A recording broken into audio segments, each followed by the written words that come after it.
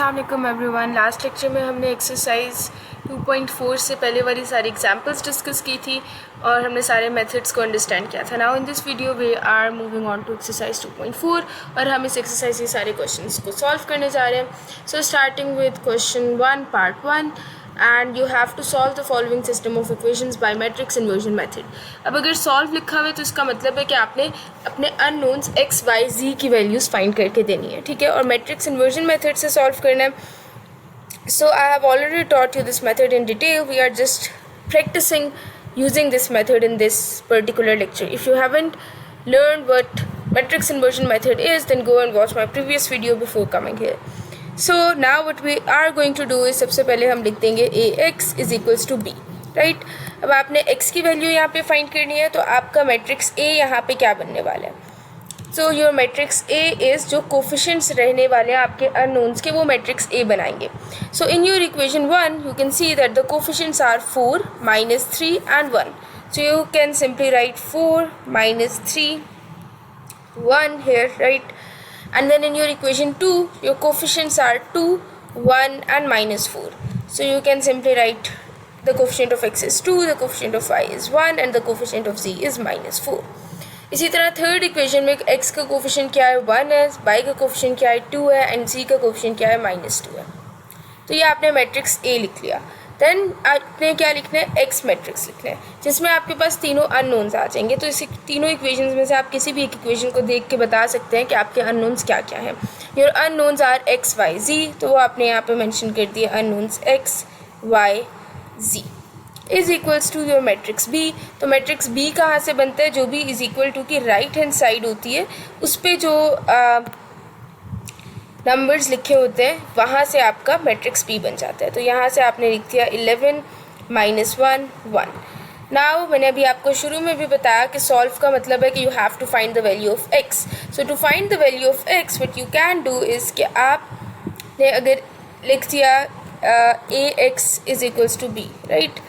So if I want to find the value of x, then I have to take this a to the other side, जो कि दूसरी side पे जाके ये a inverse b बन जाएगा। तो अब आपने क्या करना है, a इनवर्स फाइंड करना है और उसे मैट्रिक्स b से मल्टीप्लाई करना है। And remember this is your matrix a and this is your matrix b। Now to find a inverse हम मैट्रिक्स a को एक दफ़ा दोबारा से लिख लेते हैं। अब मैंने मैट्रिक्स ए को लिख लिया। So if I want to find A inverse now, तो सबसे पहले तो मैं क्या करूँगी, मैं ए डिटर्मिनेंट फाइंड कर लूँगी एंड आई विल चेक कि whether my matrix is singular और नॉन सिंगुलर, क्योंकि सिर्फ नॉन सिंगुलर मैट्रिक्स का इन्वर्स एग्जिस्ट करता है और अगर डिटर्मिनेंट 0 आ जाए मतलब सिंगुलर मैट्रिक्स आ जाए फिर तो इन्वर्स एग्जिस्ट नहीं करता। So to find the inverse we will, आपकी मर्जी आप इसे किससे एक्सपैंड करें। Let's expand it using row 1, क्योंकि हमारी प्रैक्टिस रही है रो 1 से एक्सपैंड करने की। सो first of all let's write, तो ये आपने यहाँ पे मेंशन कर दिया कि एक्सपैंड यूजिंग रो 1। अब हम रो 1 से एक्सपैंड करने जा रहे हैं, तो फर्स्ट टर्म के साथ you put a positive sign और फर्स्ट रो और फर्स्ट कॉलम जब कैंसिल हो गया तो क्या बचा 1 2 -4 -2। I am not going to explain this in detail because this is what we have done in the entire chapter, right? फिर आपने लिख दिया सेकेंड टर्म के साथ you put a negative sign yourself, so you get -3 since the term itself was -3 and you're inserting a minus sign on your own as well।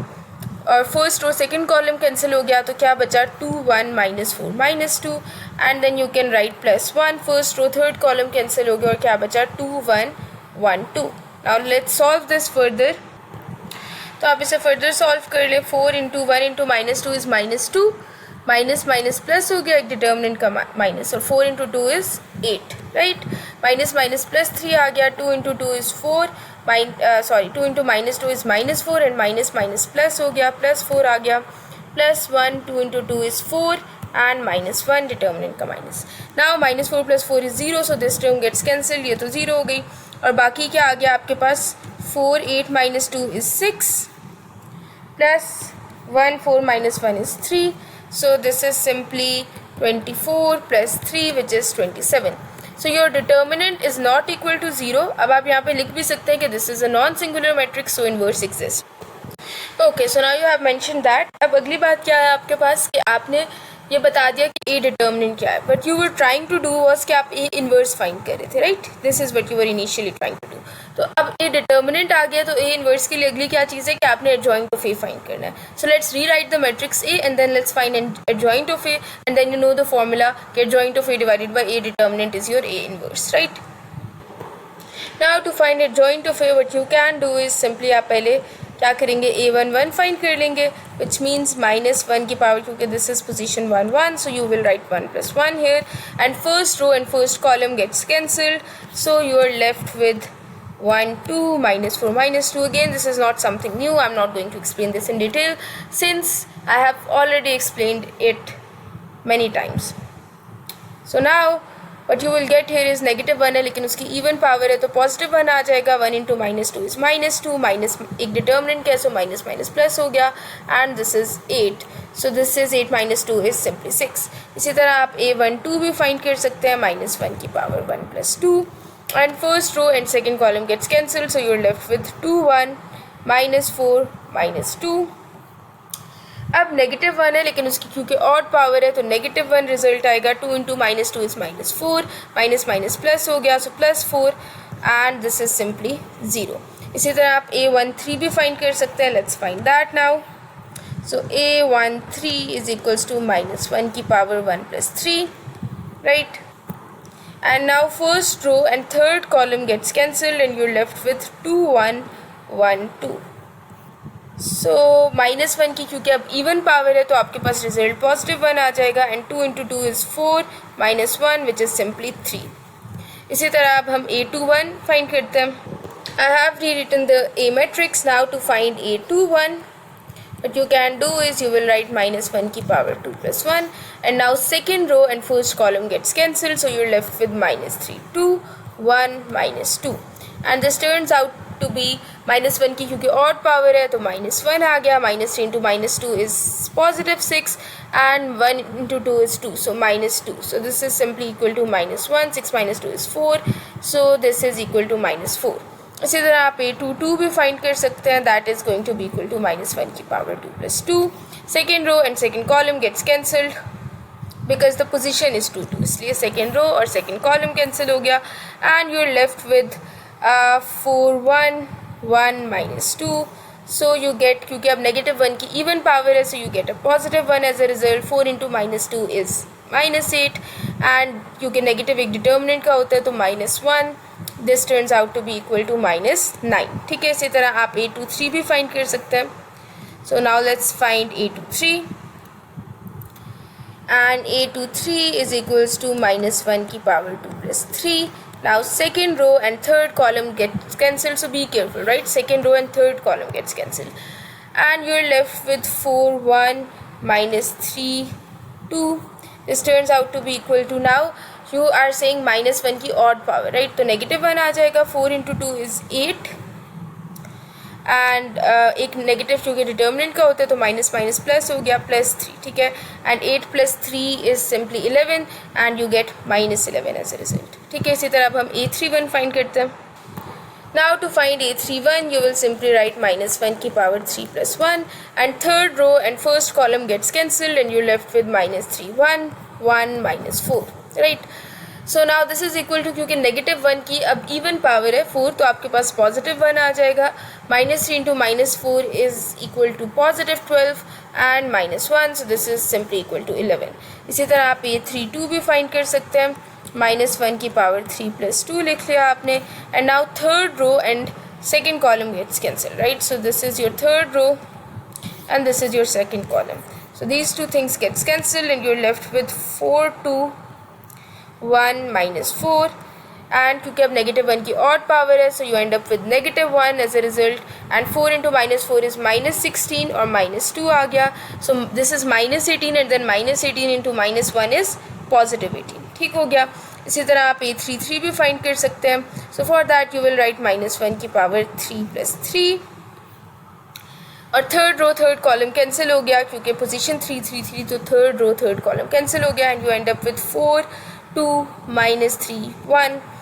अब इसमें आगे क्या करना है आपने कि अब क्योंकि -1 की ऑड पावर है, ठीक है, 6 विच इज़ इवन पावर है, तो आपके पास +1 आ जाएगा. 6 इज़ एन इवन नंबर ना, तो 4 × 1 is 4, and minus minus plus हो गया और ये आ गया 6. So this is simply equal to 4 + 6 = 10।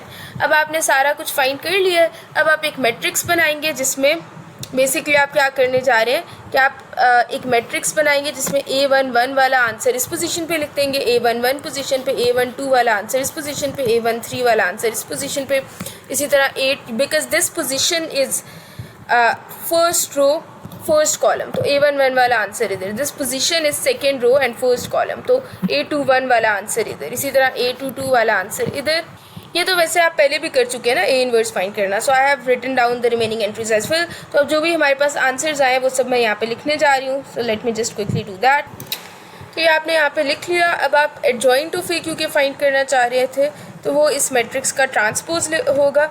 So finally you are going to take transpose of this matrix and that is going to give you the adjoint of A. ठीक है, तो transpose लेने का क्या मतलब है कि जो फर्स्ट रो है वो फर्स्ट कॉलम में कन्वर्ट हो जाएगी। So you get 603 as a result. जो सेकेंड रो है वो सेकेंड कॉलम में कन्वर्ट हो गई और जो थर्ड रो है वो आपकी थर्ड कॉलम में कन्वर्ट हो गई। Now your target was to find A inverse, right. हम क्या कर रहे थे, ए इनवर्स बी करना चाह रहे थे। तो ए इनवर्स का क्या फॉर्मूला आपके पास होता है जो अब आपको याद हो जाना चाहिए। You have used it so many times. So this is your formula for A inverse. So now you have your adjoint of A and you also have your determinant of A जो आपने बिल्कुल शुरू में find किया था, ठीक। So your A determinant was 27 as you can see here। ये आपने यहाँ पे फाइंड किया था A determinant, right? वो 27 आया था तो हम वापस अब यहाँ पे आते हैं। So this is your adjoint of A and you will just simply write 1/27 क्योंकि divide grid by A determinant है ना। So you will simply write A inverse is equals to 1/27 and then you can just rewrite this adjoint of A matrix, ठीक है, क्योंकि adjoint of A को आपने A determinant से divide करना है। So now this is your A inverse। अब आप करना क्या चाह रहे हैं, आप A inverse, your target is to find A inverse B, right? So now you want to multiply this A inverse with B। अब दो तरीके, एक तरीका तो ये कि अब जाहिर सी बात है this is a scalar multiple that is being multiplied with every term inside this matrix, right? तो एक तरीका तो ये कि पहले आप 6/27 कर दे, 4/27 कर दे और वो सारा कुछ लिख के फिर उसे B से मल्टीप्लाई कर दे। दूसरा तरीका ये कि टू अवॉइड फ्रैक्शंस वाली टर्म्स आप क्या करें, इस चीज़ को पूरे A इनवर्स को भी ऐसे ही लिखा रहने दें, इस मैट्रिक्स को आप B से मल्टीप्लाई कर दें एंड आखिर में इस 1/27 को डिवाइड कर दें। So just to avoid fractions हम क्या करने जा रहे हैं, ये जो पूरी चीज़ है इसको हम A इनवर्स मान लेते हैं। Although this can be simplified, we know that कि ये 1/27 अंदर मल्टीप्लाई हो सकता है, but we are not doing that just to avoid fractions for the time being and we are going to multiply this entire thing which is indeed your A inverse with matrix B। और matrix B आपको पता है, question से आप देख सकते हैं कि आपका मैट्रिक्स B क्या आया था, 11 - 1 1। सो let's do that now.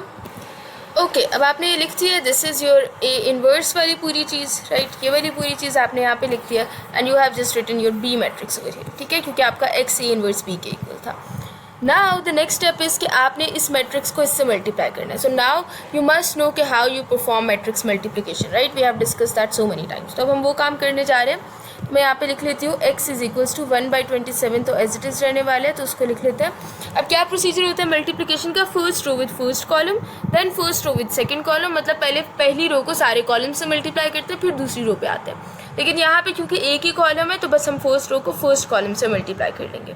So the first entry of first row is 6 and the first entry of first column is 11, तो 6 × 11 लिख दिया आपने, प्लस फर्स्ट रो की सेकेंड एंट्री -4 है और फर्स्ट कॉलम की सेकेंड एंट्री क्या है, -1, वो लिख दिया आपने, प्लस 11 फर्स्ट रो की थर्ड एंट्री इज़ 11 और फर्स्ट कॉलम की थर्ड एंट्री इज़ 1, ये लिख दिया आपने, ठीक है।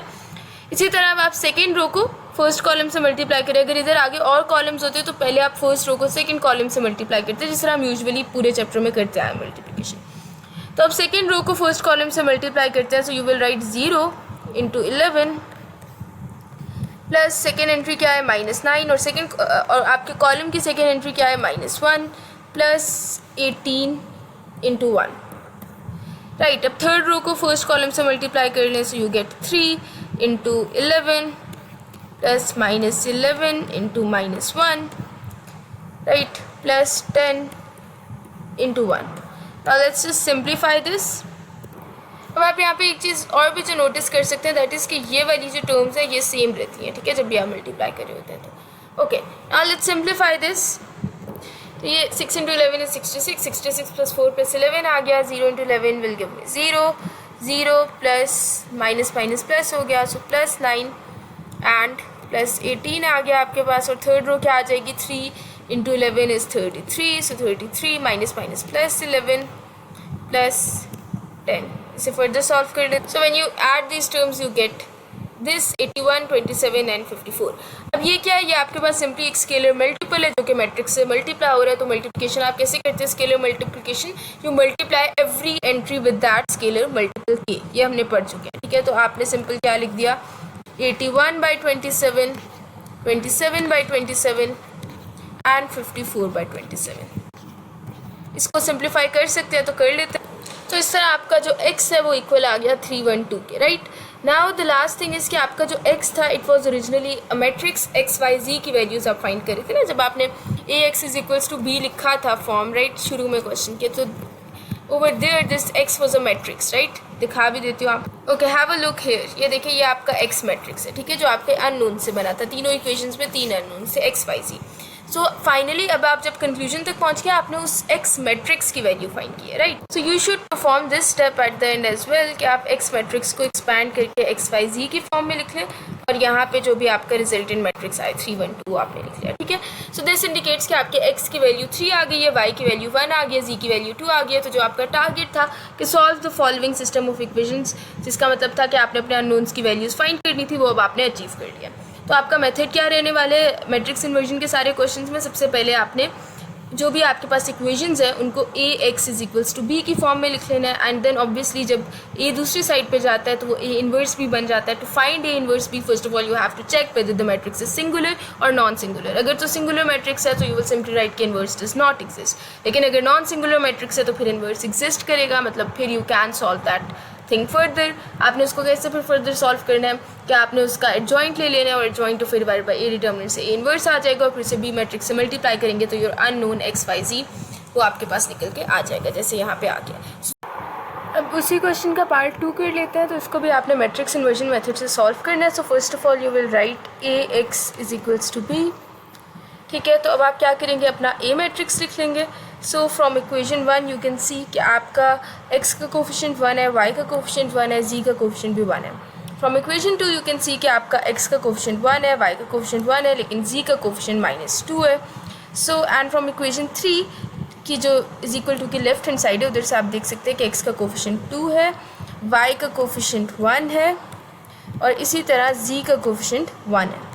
So you have written that, और x यहाँ पे आप देखेंगे कि कौन कौन से वेरिएबल्स आपके अननोन है, उनसे आपका x मैट्रिक्स बनता है। So there are 3 unknowns in this equation, in all 3 equations that are x y z, ठीक है। इसके अलावा तो कोई अननोन नजर नहीं आ रहा आपको। So you will write x y z over here is equals to your b matrix. तो b मैट्रिक्स आपका क्या है यहाँ पे 1 3 2, ठीक है। अब आपने तो x की वैल्यू फाइंड करनी होती है, because in the question statement it is written that solve the following system of equations.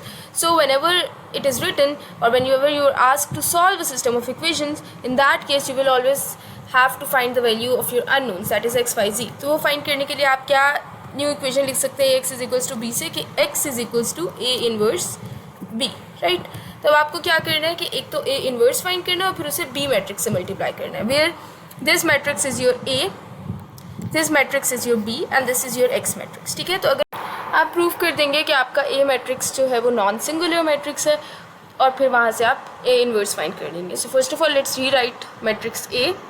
So this is your matrix a। तो सबसे पहले a डिटर्मिनेंट फाइंड करना है, उसके लिए हमारी प्रैक्टिस चाहिए कि हम रो 1 से एक्सपैंड करते हैं। So we will expand it using row 1। Okay, आपने मेंशन कर दिया कि expanding by row 1, let's do that now.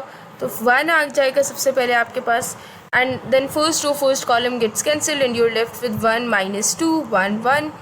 फिर सेकेंड टर्म के साथ you insert a negative sign on your own, तो -1 आ गया। then first row second column gets cancelled and you're left with 1 2 -2 1। then with third term you insert a positive sign, so +1 आ गया, and first row third column gets cancelled and you're left with 1 1 2 1। तो अब आप इसे solve कर ले। 1 × 1 इज़ 1, -2 के एक डिटर्मिनेंट का भी होता है, तो माइनस माइनस प्लस हो गया, +2 आ गया, -1। 1 × 1 इज़ 1, माइनस माइनस +4 हो गया, +1। 1 × 1 इज़ 1, -2 आ गया, ठीक है। अब इसे आप सॉल्व कर लें तो 1 + 2 is 3, -1, 4 + 1 is 5, +1, 1 - 2 is -1. So that means that 3 - 5 is -2, and this is -1. So -2 - 1 is -3, which is not equal to 0. इसका मतलब है कि this is a non-singular matrix and you can find the A inverse, or you can say that inverse exists. So let's simply write that down first. तो आपने यहाँ पे mention कर दिया कि inverse exists. अब आपका target क्या था कि आपने A inverse B find करना था. तो आपको अब पता है कि inverse exist कर रहा है, तो पहले आप A inverse find करना चाह रहे हैं. तो आप A inverse find करने के लिए क्या कर सकते हैं? You can simply write that A inverse is equals to adjoint of A divided by A determinant, which means that now you want to find adjoint of A. ठीक है, तो उसके लिए आप सारे कोफैक्टर्स फाइंड कर लें. तो सबसे पहले अब हम A11 फाइंड कर लेते हैं, which means -1 की power 1 + 1. So first row and first column gets cancelled and you're left with 1 1 -2 1, right? तो अब -1 की चूँकि इवन पावर है तो +1 आ गया, 1 × 1 is 1, माइनस एक डिटर्मिनेंट का भी है तो माइनस माइनस प्लस हो गया, +2, so this is equals to 3. इसी तरह आप एक A12 भी फाइंड कर ले, विच इज़ -1 की power 1 + 2. First row and second column gets cancelled and you're left with 1 2 -2 1, right. अब क्योंकि -1 की ऑड पावर है तो आप क्या कर सकते हैं यहाँ पे, you can simply write -1 here and 1 × 1 is 1, minus minus +4 हो गया, सो दिस इज़ -5. इसी तरह आप A13 भी फाइंड कर सकते हैं. तो A13 फाइंड कर लेते हैं. A13 इज इक्वल्स टू -1 की power 1 + 3 and first row and third column gets cancel and you left with 1 2 1 1. ठीक है, अब क्योंकि इवन पावर है -1 की तो +1 आ गया, 1 × 1 is 1, -2 विच इज़ सिंपली -1. अब आगे चलते हैं, A21 फाइंड करते हैं. सो A21 मीन्स -1 की power 2 + 1. So second row and first column gets cancelled and you're left with 1 1 1 1. Do it very carefully. Second row and second column gets cancelled. Sorry, second row and first column gets cancelled. So you're left with 1 1 1 1, right? So when you solve it further, -1 की क्योंकि अब odd power है तो -1 आएगा, 1 × 1 is 1, -1, so this is simply 0. इसी तरह आप A22 find कर ले, which is -1 की power 2 + 2. So now second row and second column gets cancelled and you're left with 1 2 1 1, right? अब क्योंकि -1 की इवन पावर है तो +1 आ गया, 1 × 1 is 1, -2 × 1 is 2. ठीक है, माइनस डिटर्मिनेंट का, तो 1 - 2 is -1. इसी तरह आप A23 भी फाइंड कर सकते हैं.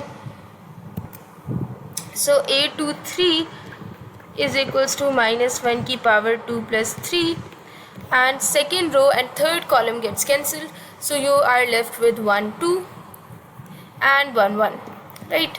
तो अब -1 की क्योंकि ऑड पावर है तो -1 आ गया, 1 × 1 is 1, -2, सो दिस इज -1 और -1 × 1 -1 इज सिंपली 1. ठीक है, 1 - 2 इज -1 और -1 जब -1 से मल्टीप्लाई हुआ तो 1 आ गया. आगे बढ़ते हैं, अगले कोफैक्टर्स फाइंड करते हैं. अब आप A31 फाइंड कर ले, विच इज़ -1 की पावर 3 + 1 एंड क्योंकि पोजीशन 3 1 है तो third row first column gets cancelled and you are left with 1 1 1 -2. ठीक है, तो -1 की अब क्योंकि इवन पावर है तो 1 आ गया, 1 × -2 इज़ -2 -1. ये सारी चीज़ें बहुत डिटेल में मेरे चैनल पे in the other videos I have explained how to find cofactors, what is inverse, this is all previous topics. ठीक है, तो इसलिए मैं इतनी डेप्थ में यहाँ पे नहीं एक्सप्लेन करी. आई एम अज्यूमिंग कि आपको अब ये सब बातें पता है. If you have watched my previous videos, if you haven't, then go watch them first. Okay, तो ये आपके पास आ गया 1. तो ये आपके पास सिंपली आ गया -2 - 1 is -3, so this is -3. इसी तरह आप A32 भी फाइंड कर सकते हैं, दैट इज़ इक्वल टू -1 की पावर 3 + 2. अब क्या होगा, third row and second column gets cancelled, so you are left with 1 1 and 1 -2. ठीक है, third row second column cancel हो गया, 1 1 1 -2 आ गया. तो -1 की ऑड पावर है, राइट. तो आपके पास क्या आएगा, -1 आ जाएगा, 1 × -2 is -2 and this is -1, so this is -3 -3 × -1 is simply +3. इसी तरह आप A33 भी फाइंड कर सकते हैं. तो A33 के लिए -1 की पावर 3 + 3 आ गया and third row and third column gets cancel and you left with 1 1 1 1 and क्योंकि अब -1 की इवन पावर है तो +1 आ गया, 1 × 1 is 1, -1 × 1 is 1, so this is simply equal to 0. अब आपने सारे कोफैक्टर्स फाइंड कर लिए, जैसे प्रीवियस पार्ट में हमने किया था, इन सारे कोफैक्टर्स को कंबाइन करके अब एक मैट्रिक्स आपने उन सारे कोफैक्टर्स को कंबाइन करके लिख लिया, so you get this matrix as a result.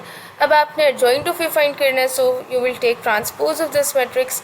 तो एडजॉइंट ऑफ ए यहाँ से क्या आ जाता है, फर्स्ट रो को आपने फर्स्ट कॉलम में कन्वर्ट कर लिया, 3 - 5 - 1, second row gets converted to second column, 0 - 1 1, and third row gets converted to third column, -3 3 0। ठीक है, अब आपके पास एडजॉइंट ऑफ ए आ चुका है और ए डिटर्मिनेंट आपने पहले ही फाइंड कर लिया था, तो अब आप इजीली ए इन्वर्स फाइंड कर सकते हैं। You know that A inverse is equals to adjoint of A divided by A determinant. तो अब हम ये इन्हें कंबाइन करके ए इन्वर्स लिख लेते हैं। यहाँ से आप देख सकते हैं कि आपका ए डिटर्मिनेंट -3 आया हुआ है। ओके, तो ये आपने अपना ए इन्वर्स लिख लिया।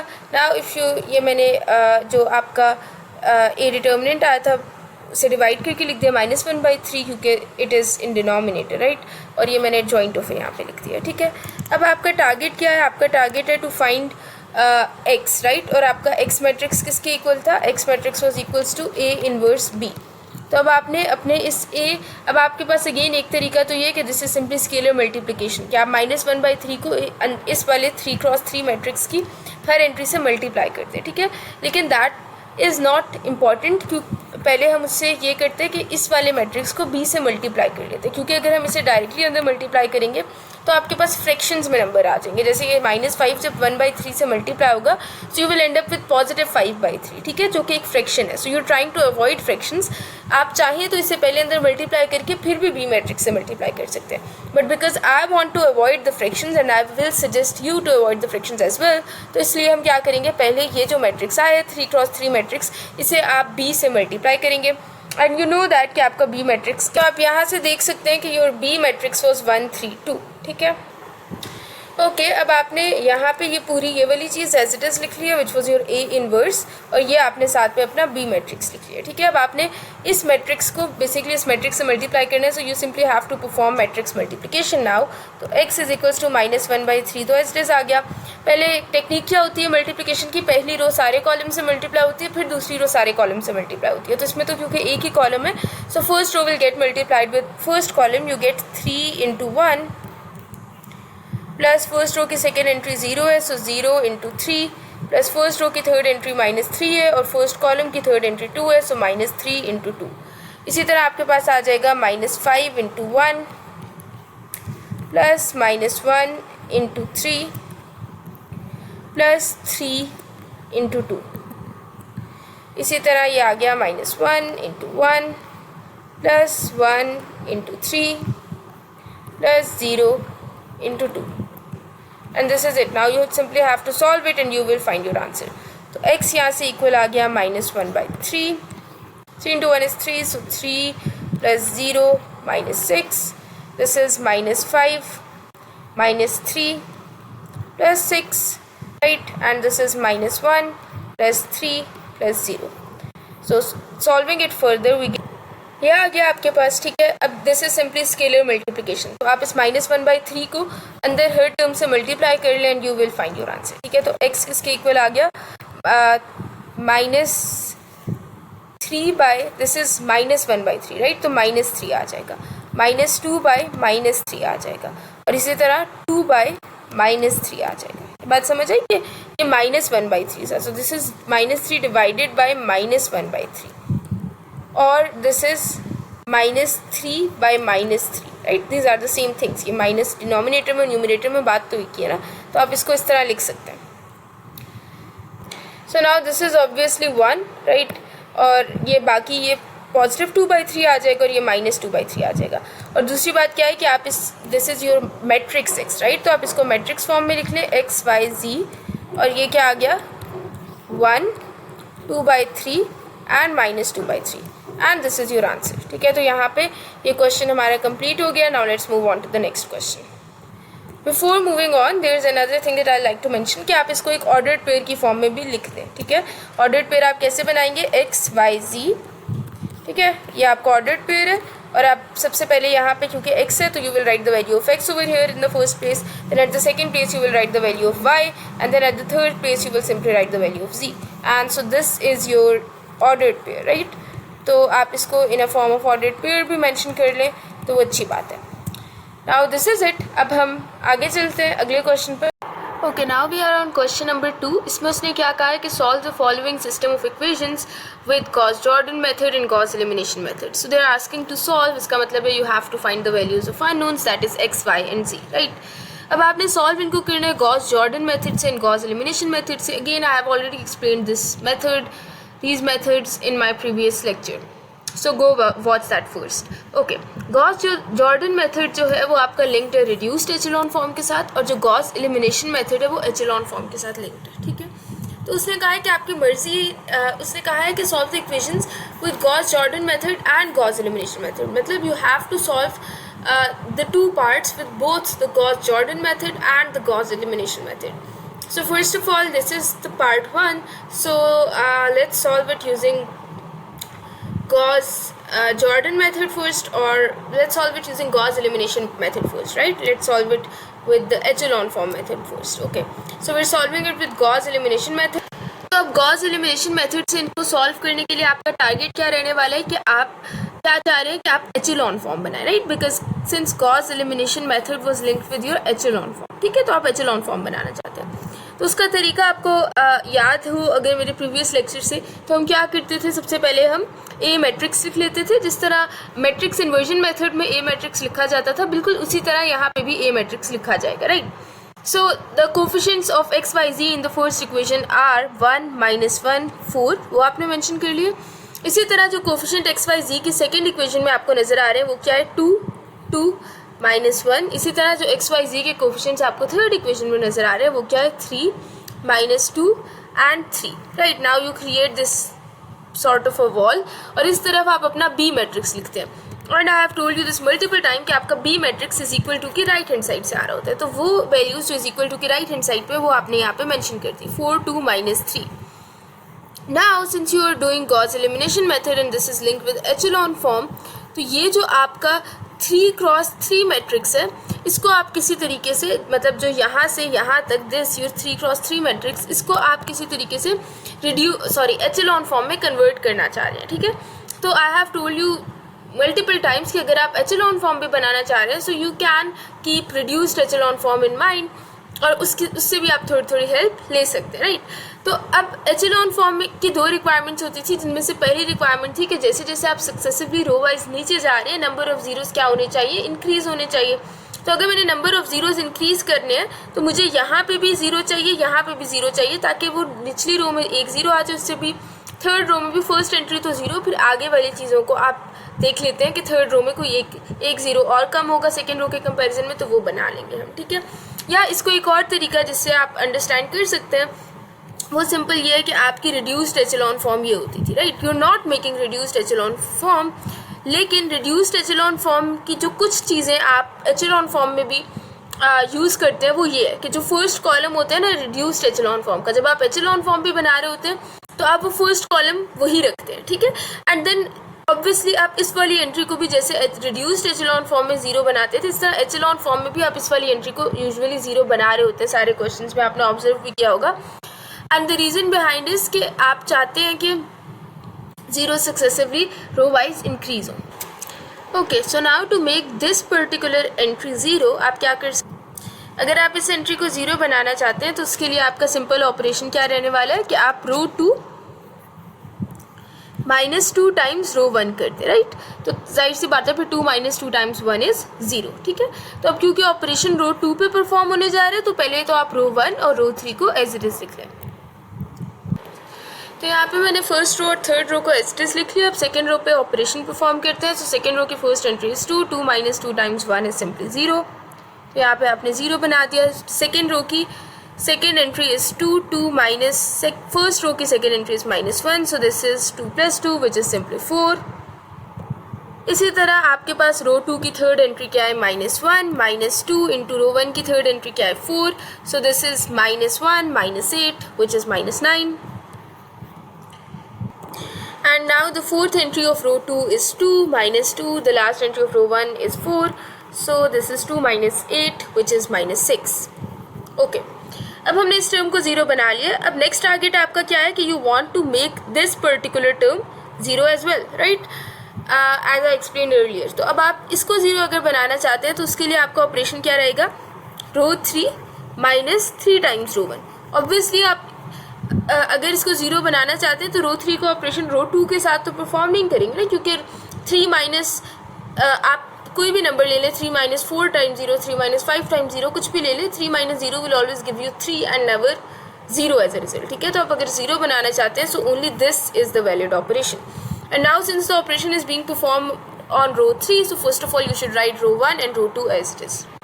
Okay, now as you can see मैंने रो 1 और रो 2 को as it is लिख लिया. रो 3 की first entry is 3 and 3 minus 3 times 1. Row 3 minus 3 times row 1 करें आप. ठीक है, so 3 minus 3 times 1 is obviously 0. फिर रो 3 की सेकेंड एंट्री क्या है? Minus 2. So minus 2 minus 3 into minus 1. So this is minus 2 plus 3 which is 1, right. इसी तरह रो 3 की थर्ड एंट्री क्या है? Third entry of row 3 is minus 9. So minus 9 minus 3 into third entry of row 1 is 4. So this is minus 9 minus 12 is minus 21. तो यहाँ आप minus 21 लिख देंगे. Okay, there is a slightest mistake here. Row 3 की third entry is 3 and not minus 9, right? वो तो row 2 की third entry है. तो row 3 की third entry 3 है. आपने row 3 minus 3 times over करना है. That's why I say frequently के ध्यान से ये सारा काम करना है. So 3 minus 12 is simply minus 9, right? अब लास्ट एंट्री रो 3 की क्या है आपके पास? minus 3 into the last entry of row 1 is 4, right? So this is minus 3 minus 12 which is minus 15. ठीक है, अब हमने इन दोनों एंट्रीज को 0 बना लिया. अब आपका टारगेट क्या था कि you were trying to make echelon form. ठीक है, तो जब आप एचेलॉन फॉर्म में बना रहे होते हैं तो उसमें आपने शो क्या करना होता है कि as you are going down the rows the number of zeros are successively increasing, right. तो there is no 0 in row 1 and there is 1 0 in row 2. तो ये बात तो ठीक है, लेकिन थर्ड रो में भी देर इज 1 0. तो number of zeros in third row should be greater than the number of zeros in second row, right? और एक और बात, ऐसे भी मैंने आपको केसेस दिखाए थे जिसमें पहली और दूसरी रो में तो नंबर ऑफ जीरोस सेम थे. एचेलॉन फॉर्म हमने उसको कंसिडर किया था जब नंबर ऑफ जीरोस फर्स्ट और सेकंड रो में तो सेम थे, लेकिन थर्ड रो में जो है वो नंबर ऑफ जीरोस हमेशा क्या होने चाहिए? They should increase. ठीक है, कि अगर पहली दो रोज में नंबर ऑफ जीरोस सेम भी रह रहे हैं तो तीसरी रो में आपके पास जब दूसरी से थर्ड रो में आप आ रहे हो तो नंबर ऑफ जीरोज आपके पास इंक्रीज होने चाहिए. ठीक है, सो दैट मीन्स कि as you going down the row sequence ऐसा रहना चाहिए कि जीरोज इंक्रीज हो. तो थर्ड रो में 0 नहीं है क्योंकि इस एंट्री को अब हम 0 बनाना चाहते हैं. आप रिड्यूस्ड एचेलॉन फॉर्म में भी देख सकते हैं कि इस एंट्री को हम 0 बनाते थे. ठीक है, तो वहाँ से आप रेफरेंस ले सकते हैं कि एचेलॉन फॉर्म भी रिड्यूस्ड एचेलॉन फॉर्म के पैटर्न पे ही बन रही होती है. और रिड्यूस्ड एचेलॉन फॉर्म का अगर आप एम रखें तब भी आप रास्ते में कहीं ना कहीं एचेलॉन फॉर्म तक पहुंच जाते हैं. Okay, now to make this particular entry 0 what we can do is कि हम क्या कर लें? रो 3 माइनस 4 टाइम्स रो 2 कर लें, राइट. अब आप ये पूछ सकते हैं कि why have I done this. मैं ये भी तो कर सकती थी रो 3 प्लस रो 1. इससे भी तो 1 माइनस 1 0 आ जाता, राइट. रो 3 की सेकेंड एंट्री इज 1 प्लस रो 1 की second entry is minus 1 which is 0. लेकिन इससे क्या था कि अगर यही ऑपरेशन मैं इस फर्स्ट एंट्री पे रो 3 की अप्लाई करूं तो क्या आता? 0 प्लस रो 1 की फर्स्ट एंट्री क्या है? 1 विच इज़ 1. तो ये वाला 0 डिस्टर्ब हो जाता, और अगर ये वाला 0 डिस्टर्ब हो जाता तो फिर तो वो एचेलॉन फॉर्म ना आती. तो वही बात है कि जो आपने एचेलॉन फॉर्म बनाने के लिए ऑलरेडी काम किया हुआ है उस काम को आपने डिस्टर्ब नहीं करना. This operation is invalid. आपने ऐसा ऑपरेशन परफॉर्म करना है जिससे आपका काम भी हो जाए, मतलब यहाँ पे 0 भी बन जाए और आपने जो प्रीवियसली काम किया वो डिस्टर्ब भी ना हो. And now since the operation is being performed on row 3, so first of all you should write row 1 and row 2 as it is. So let's do that. तो मैंने यहाँ पे row 1 और row 2 को as it is लिख लिया. अब row 3 की फर्स्ट एंट्री पे ऑपरेशन परफॉर्म करें तो 0 minus 4 times 0 is obviously 0. मतलब दिस ऑपरेशन इज करेक्ट क्योंकि ये टर्म 0 ही रह रही है. फिर row 3 की सेकेंड एंट्री क्या है? 1 minus 4 times row 2 की सेकेंड एंट्री क्या है? 4. So this is 1 minus sorry I have written the operation wrong. ये ऐसे लिखना चाहिए ऑपरेशन, ठीक है. 4 times रो 3 माइनस रो 2. खैर, तो आपने ऑपरेशन पहली एंट्री पे परफॉर्म किया, 0 minus 0 is 0, 4 times 1 is 4, minus 4 is 0 करके भी दिखा देती हूँ। रो 3 की सेकेंड एंट्री क्या है 1, माइनस रो 2 की सेकेंड एंट्री क्या है 4, सो दिस इज ऑब्वियसली 0, और इसको 0 बनाने के लिए ही आपने ये ऑपरेशन परफॉर्म किया था। अगली एंट्री पे, so the next entry of row 3 is 4 times minus 9, minus row 2 की थर्ड एंट्री क्या है -9, तो ये -36 प्लस 9 हो जाएगा जो कि -27 होता है। ठीक है, अब आखिरी एंट्री पे the last entry of row 3 is -15, minus row 2 की लास्ट एंट्री क्या है आपके पास -6, तो ये आपके पास आ जाता है 66। ओके, नाउ आप चेक कर लें कि is it in echelon form. जो अब रिजल्टेंट मैट्रिक्स आया है तो नंबर ऑफ जीरोज जैसे जैसे आप रो वाइज नीचे जाते जा रहे हैं सक्सेसिवली इंक्रीज हो रहे हैं, और दूसरी कंडीशन रहती थी कि अगर कोई कंप्लीट जीरो रो है तो the rows preceding the zero row should be non zero. ठीक है, लेकिन यहाँ पे तो कोई जीरो रो है ही नहीं, तो इसलिए सेकेंड कंडीशन आपने चेक ही नहीं करनी, आपने सिर्फ फर्स्ट कंडीशन चेक करके बता दिया कि yes this is indeed in echelon form. अगर ये एचेलॉन फॉर्म में है तो आपका यही रिक्वायरमेंट थी गॉस एलिमिनेशन मेथड में कि आप एचेलॉन फॉर्म बनाएं। अब आप अपनी 3 इक्वेशंस बना के लिख लें। तो फर्स्ट जो रो लिखी हुई है मैट्रिक्स की, उससे आपकी पहली इक्वेशन आएगी। अब देखिए जो ए था, जो ये वाली साइड थी, this was is equal to की लेफ्ट हैंड साइड, ठीक है, और जो बी था वो इज इक्वल टू की राइट हैंड साइड से आपने बनाया था। ये देखिए ना, बी आपने इज इक्वल्स टू की राइट हैंड साइड से बनाया था 4 2 -3। तो यहाँ पे भी this is your A and this is your B. ठीक है, तो आपने ये कोफिशिएंट्स थे एक्स वाई जी के, so you have to write it in that form again, in the equation form again. ठीक है, तो आप क्या लिख देंगे 1x और x माइनस 1y और y plus 4z is equals to 4। This is your first equation जो फर्स्ट रो से आ गई। फिर 0x या ना भी लिखे तो लिखने की ज़रूरत नहीं है, 4y minus 9z is equals to -6। This is your second equation जो सेकेंड रो से आ गई। और फाइनली थर्ड रो से आपके पास थर्ड इक्वेशन निकल के आ रही होगी, that is -27z is equals to 66. ठीक है, now you have to solve all 3 equations and you have to find the value of x, y and z. So from third equation you can see कि आप यहाँ से clearly z की value find कर सकते हैं। ठीक है, so z is equals to 66 by 27 with a negative sign since there was a negative sign with 27, right? So there is a slightest mistake here. यहाँ पे जब आपने 4 times रो 3 minus रो 2 किया तो 4 into -15, ठीक है, माइनस 6 आया। So that is -60 plus 6। ठीक है, तो दैट इज़ -54। यहाँ पे मैंने 60 प्लस 6 कर दिया, लेकिन वो एक्चुअली सब्ट्रैक्ट करना था टर्म्स को। सो this is -54।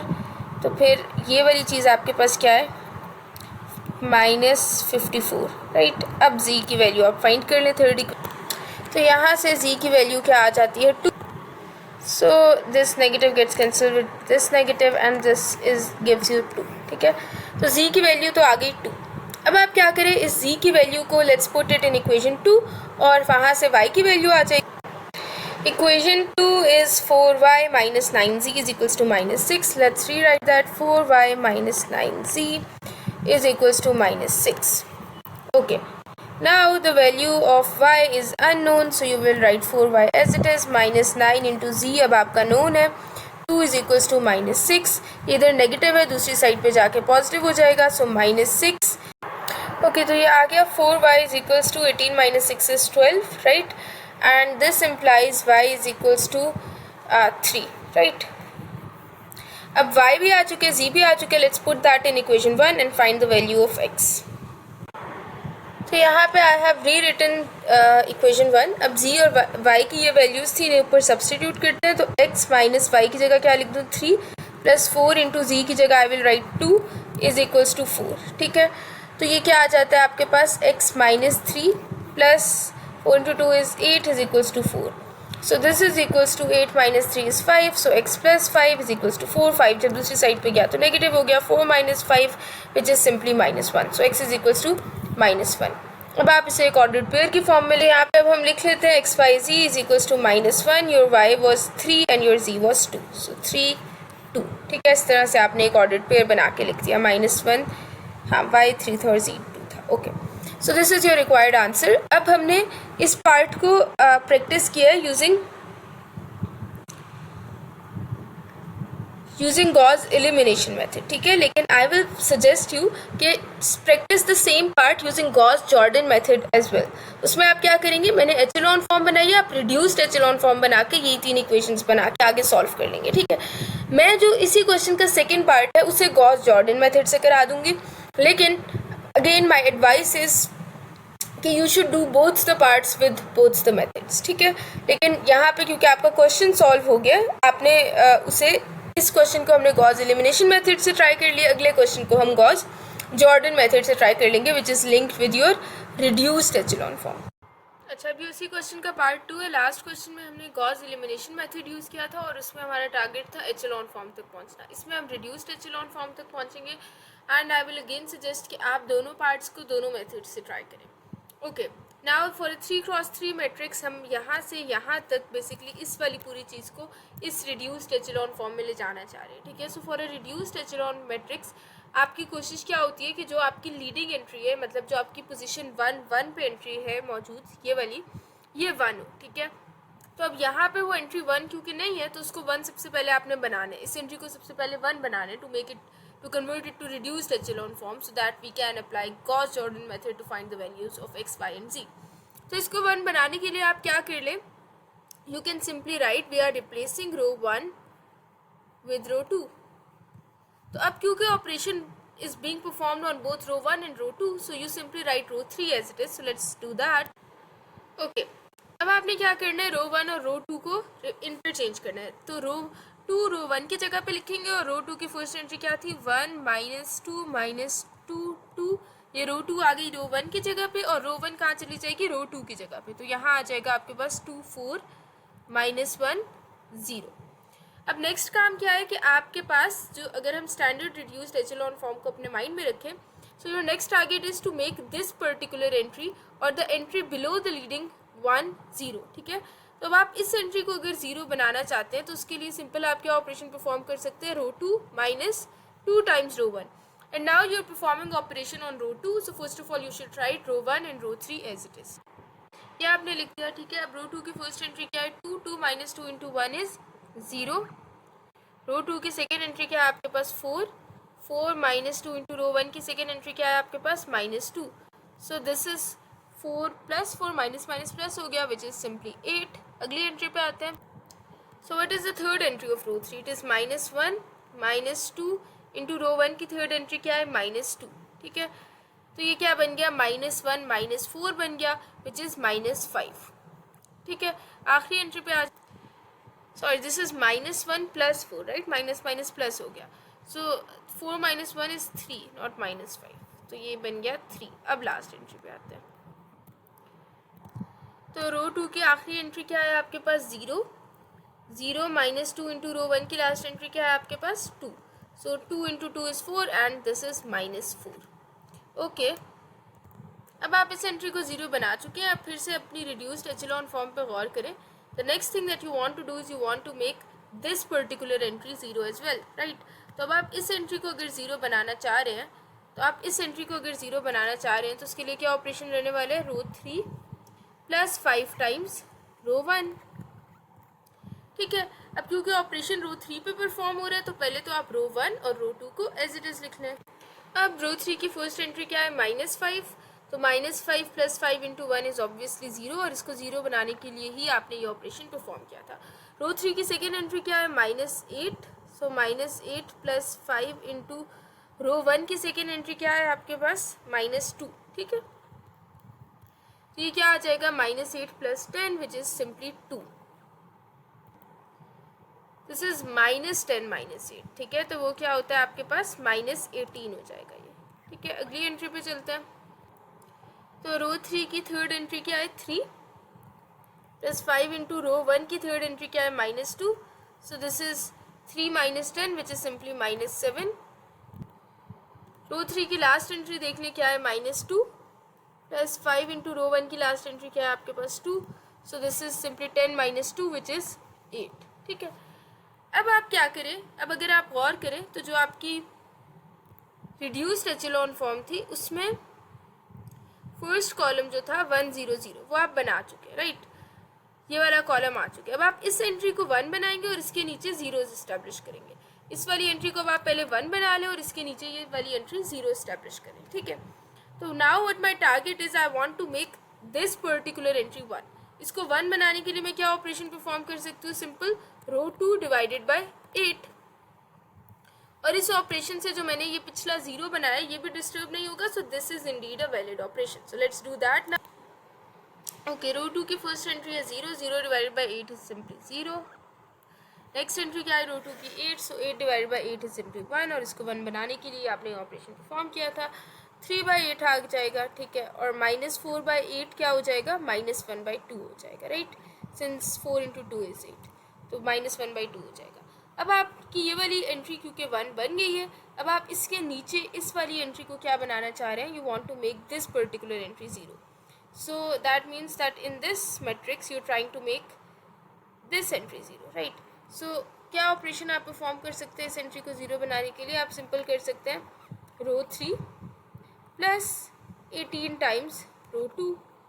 And why am I not performing any operation with row 1, क्योंकि मैं रो 3 का कोई ऑपरेशन रो 1 के साथ क्यों नहीं परफॉर्म करी, इसलिए नहीं परफॉर्म करी क्योंकि ये वाली एंट्री तो शायद 0 हो जाए, लेकिन रो 1 की फर्स्ट एंट्री 1 है, और अगर मैं रो 3 का कोई भी ऑपरेशन रो 1 के साथ परफॉर्म करती हूँ तो ये वाला 0 डिस्टर्ब हो जाता है, और I don't want to disturb my previous काम जो मैंने किया है रिड्यूस्ड एचेलॉन फॉर्म बनाने के लिए। इसलिए कोई भी ऐसे ऑपरेशन जो कि आप रो 3 का रो 1 के साथ परफॉर्म कर रहे होंगे, बेशक उससे ये वाली टर्म 0 हो रही होगी, वो क्या होगा, इनवैलिड रहने वाला है, ठीक है।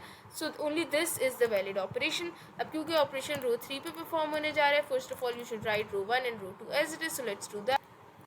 अब रो 3 की पहली एंट्री है 0, 0 plus 18 times 0 is obviously 0। Row 3 की सेकेंड एंट्री है -18, -18 प्लस 18 इंटू 1 इज 0, और इसको 0 बनाने के लिए ही आपने ये ऑपरेशन परफॉर्म किया था। रो 3 की थर्ड एंट्री क्या है, -7 प्लस 18 इंटू रो 2 की थर्ड एंट्री क्या है, 3/8। तो इसको सिंप्लीफाई कर लेते हैं, तो ये सिंप्लीफाई करके आपके पास आ जाता है -1/4, ठीक है। आगे बढ़ते हैं। So the last entry of row 3 is 8 plus 18 into row 2 की लास्ट एंट्री क्या है, -1/2। इसे सिंप्लीफाई कर लेते तो ये आपके पास आ जाता है -1, ठीक है, क्योंकि ये यहाँ पे कोई भी कैलकुलेशन, ठीक है। So this is -1। आगे बढ़ते अब अगर आप गौर करें तो जो आपकी लास्ट रो है, ठीक है, उस पर if we take a look at the standard form, तो उसकी लास्ट रो क्या थी, 0, 0, 1। आपकी लास्ट रो में भी ये 0, 0 तो है, ओनली दिस 1 इज मिसिंग, ठीक है। तो हम इस लास्ट एंट्री को सबसे पहले क्या बना लेते हैं, 1 बना लेते हैं। तो इसको 1 बनाने के लिए, ताकि कम से कम एक रो तो पहले स्टैंडर्ड फॉर्म में आ जाए ना, तो उसको 1 बनाने के लिए आप क्या करेंगे, रो 3 डिवाइडेड बाय -1/4 कर लें। और क्योंकि ऑपरेशन रो 3 पे परफॉर्म हो रहा है तो रो 1 और रो 2 को as it is. Okay, 0 divided by -1/4 किया तो 0 आ गया, 0 डिवाइडेड बाय -1/4 किया तो 0 आ गया। -1/4 को जब -1/4 से डिवाइड करेंगे तो 1 आ जाएगा। और आखिरी वाला ऑपरेशन में करके दिखा देती हूँ, -1 को जो आप -1/4 से डिवाइड करेंगे तो when this division sign is replaced with multiplication, तो ये जो डिनोमिनेटर में चीज़ है ये कहाँ आ जाएगी, न्यूमरेटर में आ जाएगी। सो this is -1 into -4 which is simply +4, ठीक है। अब अगर आप गौर करें तो आपकी third row it is in standard reduced echelon form, ठीक है, 0, 0, 1 आ चुका है, ठीक है, दिस इज 0, 0, 1, और इस 1 के नीचे भी आपने 0 बना लिया। अब आप क्या करें, अब सेकेंड रो पे अगर हम देखें तो सेकेंड रो क्या होती है स्टैंडर्ड फॉर्म में, 0, 1, 0 होती है, जबकि यहाँ पे आपके पास क्या है, 0, 1, 3/8 है। तो किसी तरह अगर इस 3/8 को आप 0 में कन्वर्ट कर लें तो आपकी सेकेंड रो भी स्टैंडर्ड फॉर्म में आ जाएगी और सिर्फ फर्स्ट रो का मसला रह जाएगा। तो if I want to convert this particular entry to 0, उसके लिए मैं क्या ऑपरेशन परफॉर्म कर सकती हूँ, row 2 -3/8 times row 3। And now you can ask कि मैंने रो 2 का कोई ऑपरेशन रो 1 के साथ क्यों नहीं परफॉर्म किया, because I don't want to disturb this 0 and 1। अगर आप रो 3 पे गौर करें तो उसकी पहली दोनों एंट्रीज अब 0 हो चुकी है, ठीक है, और इस ऑपरेशन से ये जो 0 और 1 आपने बनाया है already with so much effort, ये डिस्टर्ब नहीं होगा। और ये 0, 1 डिस्टर्ब हो गया फिर तो रिड्यूस्ड एचेलॉन फॉर्म नहीं बनेगी ना, तो इसलिए रो 2 का ऑपरेशन जो वैलिड है इस केस में वो सिर्फ रो 3 के साथ है, रो 1 के साथ ऑपरेशन इस केस में वैलिड नहीं है। And now since operation is being performed on row 2, so first of all you should write row 1 and row 3 as it is, ठीक है।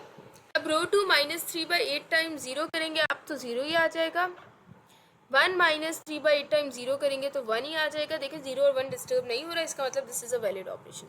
फिर रो 2 की third entry is 3/8, 3/8 minus 3/8 into rho 3 की first third entry is 1, so 3/8 minus 3/8 करेंगे तो 0 आ जाएगा। And याद रहे इसको 0 बनाने के लिए ही आपने ये ऑपरेशन परफॉर्म किया था। What is the last entry of row 2? It is minus 1/2 minus 3/8 into the last entry of row 3 is 4. So this gives you, इसको solve कर लेते हैं। So this gives you -2, इधर हम लिख देते हैं -2। आगे बढ़ते हैं। अब अगर आप गौर करें तो आपकी रो 2 और रो 3 दोनों स्टैंडर्ड फॉर्म में आ चुकी हैं, 0 1 0 and 0 0 1। You have 0 1 0 and 0 0 1 in your row 2 and row 3। जो आखिरी मसला रह गया गॉस जॉर्डन मेथड का सोल्यूशन कंप्लीट करने के लिए, वो रो 1 के, ठीक है। रो 1 की लीडिंग एंट्री तो रिड्यूस्ड एचेलॉन फॉर्म में 1 होती है, वो 1 ही है। इसको और इसको 0 बनाना है, ठीक है। So first you want to make this particular entry 0। तो अगर मैं इसको 0 बनाना चाहती हूँ तो ऑब्वियसली इसका ऑपरेशन रो 2 के साथ परफॉर्म होगा और तभी ये 0 बनेगी। रो 3 के साथ तो ऑपरेशन परफॉर्म करके आप इसे 0 बना नहीं सकते, क्योंकि रो 3 की तो सेकेंड एंट्री 0 है। तो आप क्या लिखें, रो 1 प्लस 2 टाइम्स रो 2। अब क्योंकि ऑपरेशन रो 1 पे परफॉर्म हो रहा है तो पहले तो आप रो 2 और रो 3 को एज इट इज, ओके। अब 1 प्लस 2 टाइम्स 0 क्या हो जाएगा, 1 हो जाएगा, ठीक है। फिर रो 1 की सेकेंड एंट्री क्या है, -2, -2 प्लस 2 टाइम्स 1 क्या हो जाएगा, 0 हो जाएगा। एंड याद रहे इसको 0 बनाने के लिए ही आपने ये ऑपरेशन परफॉर्म किया था। The third entry of row 1 is -2 plus 2 times 0 -2 ही रहेगा, ठीक है। और लास्ट एंट्री क्या है रो 1 की, 2, सो 2 प्लस 2 इंटू रो 2 की लास्ट एंट्री क्या है, -2, so this is 2 - 4 which is simply -2, ठीक है। अब आखिरी क्या मसला रह गया कि आपकी जो रिड्यूस्ड एचेलॉन फॉर्म है उसमें जो ये वाली एंट्री है दैट शुड बी 0, ठीक है। 1 0 तो बना लिया ना आपने, बस अब इस एंट्री को किसी तरह 0 करना है। तो इस एंट्री को आप 0 कैसे बना सकते हैं, उसके लिए एक सिंपल ऑपरेशन रहने वाला है, रो 1 प्लस 2 टाइम्स रो 3। अगर मैं ये ऑपरेशन परफॉर्म करूँगी तो ये वाली एंट्री 0 हो जाएगी, ठीक है। और ये दोनों 1 और 0 भी डिस्टर्ब नहीं होंगे, क्योंकि आप देख सकते हैं कि रो 3 की पहली दो एंट्री 0 है, तो ये वाले ऑपरेशन से ये 1 और 0 डिस्टर्ब नहीं होंगे। तो ठीक है, फिर ये ऑपरेशन परफॉर्म करते हैं और ऑपरेशन रो 1 पे परफॉर्म करें तो रो 2 और रो 3 को आप एज इट इज लिखें। तो जब मैंने ये ऑपरेशन रो 1 की फर्स्ट एंट्री पे परफॉर्म किया तो 1 plus 2 times 0 is simply 1, 0 plus 2 times 0 is 0, और लास्ट एंट्री क्या है रो 1 की, -2, तो -2 प्लस 2 टाइम्स 1 इज 0, राइट। इसको 0 बनाने के लिए आपने ये ऑपरेशन परफॉर्म किया था। रो 1 की लास्ट एंट्री क्या है, -2 प्लस 2 इंटू रो 3 की फोर्थ एंट्री क्या है, 4, so 4 into 2 is 8, 8 minus 2 is 6। So yes, you have your reduced echelon form 1 0 0 0 1 0 0 0 1 आ चुके हैं। अब आप उसी तरह जिस तरह लास्ट क्वेश्चन में आपने 3 इक्वेशंस निकाली थी निकाल लें। तो फर्स्ट इक्वेशन क्या आएगी, x प्लस वाई तो 0 है, z भी 0 है, सो x इज इक्वल्स टू 6। इसी तरह सेकेंड इक्वेशन, x वाली टर्म तो 0 है तो वो तो नहीं लिखेंगे, y इज इक्वल्स टू -2, और third equation z is equals to 4, क्योंकि x और y दोनों 0 है। आखिर में आप एक ऑर्डर्ड पेयर भी लिख लें, सॉरी पहले आप लिखेंगे x, y, z, your unknowns were x y z in your question 6, y की पोजीशन पे y की वैल्यू -2, z की पोजीशन पे z की value which is 4। So this is your resultant, this is your answer. आगे चलते हैं। Okay, अब हम इसी एक्सरसाइज के क्वेश्चन 3 पे आ गए। यहाँ पे आपने क्रैमर्स रूल को यूज़ करके क्वेश्चन सॉल्व करना है। सो नाउ वी नो कि क्रैमर्स रूल कैसे अप्लाई होता है और कैसे यूज़ होता है, because we have solved some problems using Cramer's rule in the previous lecture. तो अब हम उसी सारी नॉलेज को इस वाले प्रॉब्लम पे भी अप्लाई करेंगे। और सबसे पहले तो आप इस मैट्रिक्स को उसी तरह AX is equals to B वाली फॉर्म में लिखते हैं, ठीक है। तो वो फॉर्म कैसे रहती थी आपके पास कि आप A मैट्रिक्स बनाते थे, जो भी आपके पास इक्वेशंस होती थी उनके जो लेफ्ट हैंड साइड पे x y z अननोन्स के कोफिशिएंट्स से, ठीक है। तो जो इक्वेशन 1 है उसमें आपका x का कोफिशिएंट 1 है, y का coefficient -2 and there are 3 variables, ठीक है। थर्ड इक्वेशन में देखिए z भी है, सो वेरिएबल 3 है, तो z की भी जगह मैट्रिक्स में रखनी है। लेकिन z क्योंकि यहाँ पे नहीं दिया हुआ तो z का कोफिशिएंट आप 0 लिख लें। फिर सेकेंड इक्वेशन में x का कोफिशिएंट 3 आ गया, y का कोफिशिएंट 1 आ गया, z अगेन नहीं दिया हुआ तो z की जगह पे आप 0 लिख लें, क्योंकि दैट मीन 0 z है ना। फिर थर्ड इक्वेशन में आपके पास x का कोफिशिएंट 2 आ गया, y नहीं दिया हुआ तो y की जगह पे आपने 0 लिख दिया, और z क्योंकि दिया हुआ और उसका कोफिशिएंट यहाँ पे क्या आ जाएगा, 1 आ जाएगा, बिकॉज इफ सिंपल z भी लिखा हुआ तो उसका मतलब तो 1 z है, सो 2 0 1 आ गया। ये आपने लिख लिया a। x में आप अपने अननोन्स लिख लेते हैं इस इक्वेशन में। As you can clearly see इस क्वेश्चन में आपके पास 3 अननोन्स है, x y z, वो आपने लिख लिए। और यहाँ पे b आप कैसे बना रहे होते हैं अपना, -4 -5 -1 जो राइट हैंड साइड होती है इक्वेशंस की, उससे आप अपना b बना लेते हैं। अब आपने सबसे पहली चीज़ क्रैमर्स रूल वाले क्वेश्चन में क्या की थी कि आपने देखा था कि क्रैमर्स रूल एप्लीकेबल है भी कि नहीं। तो अगर a डिटर्मिनेंट आपका नॉन जीरो आए, मतलब नॉन सिंगुलर मैट्रिक्स आए, only then your Cramer's rule is applicable. तो पहले तो आप चेक करेंगे कि क्रैमर्स रूल ऐसे ही अप्लाई करते हो या एप्लीकेबल है कि नहीं। तो पहले आप a डिटर्मिनेंट फाइंड करेंगे। So for that, let's rewrite the matrix A, and by the way, this is your matrix A, this is your B matrix, and this is your matrix X. तो यहाँ पे हमने matrix A लिख लिया, ठीक है। अब क्योंकि हमारी प्रैक्टिस रही है रो 1 से एक्सपैंड करने की, let's expand this matrix using row 1। तो रो 1 की फर्स्ट एंट्री क्या है 1, फर्स्ट रो फर्स्ट, क्योंकि ये A1 1 पोजीशन पे है तो first row first column cancel हो गया और क्या आ गया आपके पास 1 0 0 1। रो 1 की सेकेंड एंट्री क्या है, क्योंकि आप खुद से एक नेगेटिव साइन प्लग इन करते हैं, सेकेंड एंट्री के साथ -2 आ गया, ठीक है। एक नेगेटिव साइन ऑलरेडी -2 लिखा हुआ था तो था, ठीक है। First row second column cancel हो गया, यू आर लेफ्ट विथ 3 2 0 1, ठीक है। प्लस रो 1 की थर्ड एंट्री क्या है 0, वैसे तो कोई फर्क नहीं पड़ता 0 जिससे भी मल्टीप्लाई हो, लेकिन चलिए लिख लेते हैं 3 2 1 0 आ गया, first row third column cancel हो गया। Okay, now A determinant is equals to 1, 1 into 1 is 1 -0, minus minus plus 2 हो गया, 3 इंटू 1 इज 3 -0 प्लस 0, ठीक है। बाकी जो भी मल्टीप्लाई करके आंसर है that doesn't make a difference. तो 1 आ गया प्लस 2 इंटू 3 इज 6। तो ए डिटर्मिनेंट यहाँ से क्या आ गया 7 आ गया। Since it is not equal to 0, अब आप लिख सकते हैं कि Cramer's rule is applicable. Okay, Cramer's rule is applicable. अब आप क्रैमर्स रूल अप्लाई करें, सबसे पहले आपने क्या करना है, आपने अपने पहले अननोन x की वैल्यू फाइंड करनी है। So to find the value of x आप क्या करेंगे, जो आपका मैट्रिक जो x है वो किस पोजीशन पे है। आपने अगर हम इस मैट्रिक्स पे गौर करें जो आपने यहाँ से बनाया था Ax is equals to B form लिख के, x यहाँ पे फर्स्ट कॉलम में था, राइट, इधर था x, इधर था x, इधर था x फर्स्ट कॉलम वाली पोजीशन पे था। इसी तरह ये सेकंड कॉलम y के कोफिशिएंट्स है, थर्ड कॉलम z के कोफिशिएंट्स है, फर्स्ट कॉलम x के कोफिशिएंट्स है। तो जो x अगर आपने फाइंड करना है तो x फर्स्ट कॉलम वाली पोजीशन पे था, तो आपने फर्स्ट कॉलम की जगह पे क्या लिख लेना है, अपना b लिख लेना है। आपका b क्या था -4 -5 -1। तो मैं क्या करने जा रही हूँ, मैं x की जगह पे अपना b लिखने जा रही हूँ -4 -5 -1।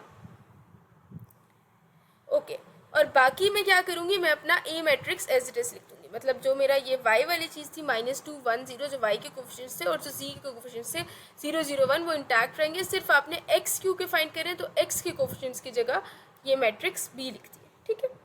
और इस पूरी चीज़ को आप जब फाइंड करे होंगे x तो किससे डिवाइड करते हैं, a डिटर्मिनेंट से, राइट, मैंने एक्सप्लेन किया हुआ है पहले। तो 7 से आप इसे डिवाइड करेंगे। तो अब क्योंकि हमारी प्रैक्टिस रही है रो 1 से एक्सपैंड करने की, तो ऑल्दो इस केस में कॉलम 3 से एक्सपैंड करना ज़्यादा आसान होगा, लेकिन चलिए रो 1 से ही कर लेते हैं।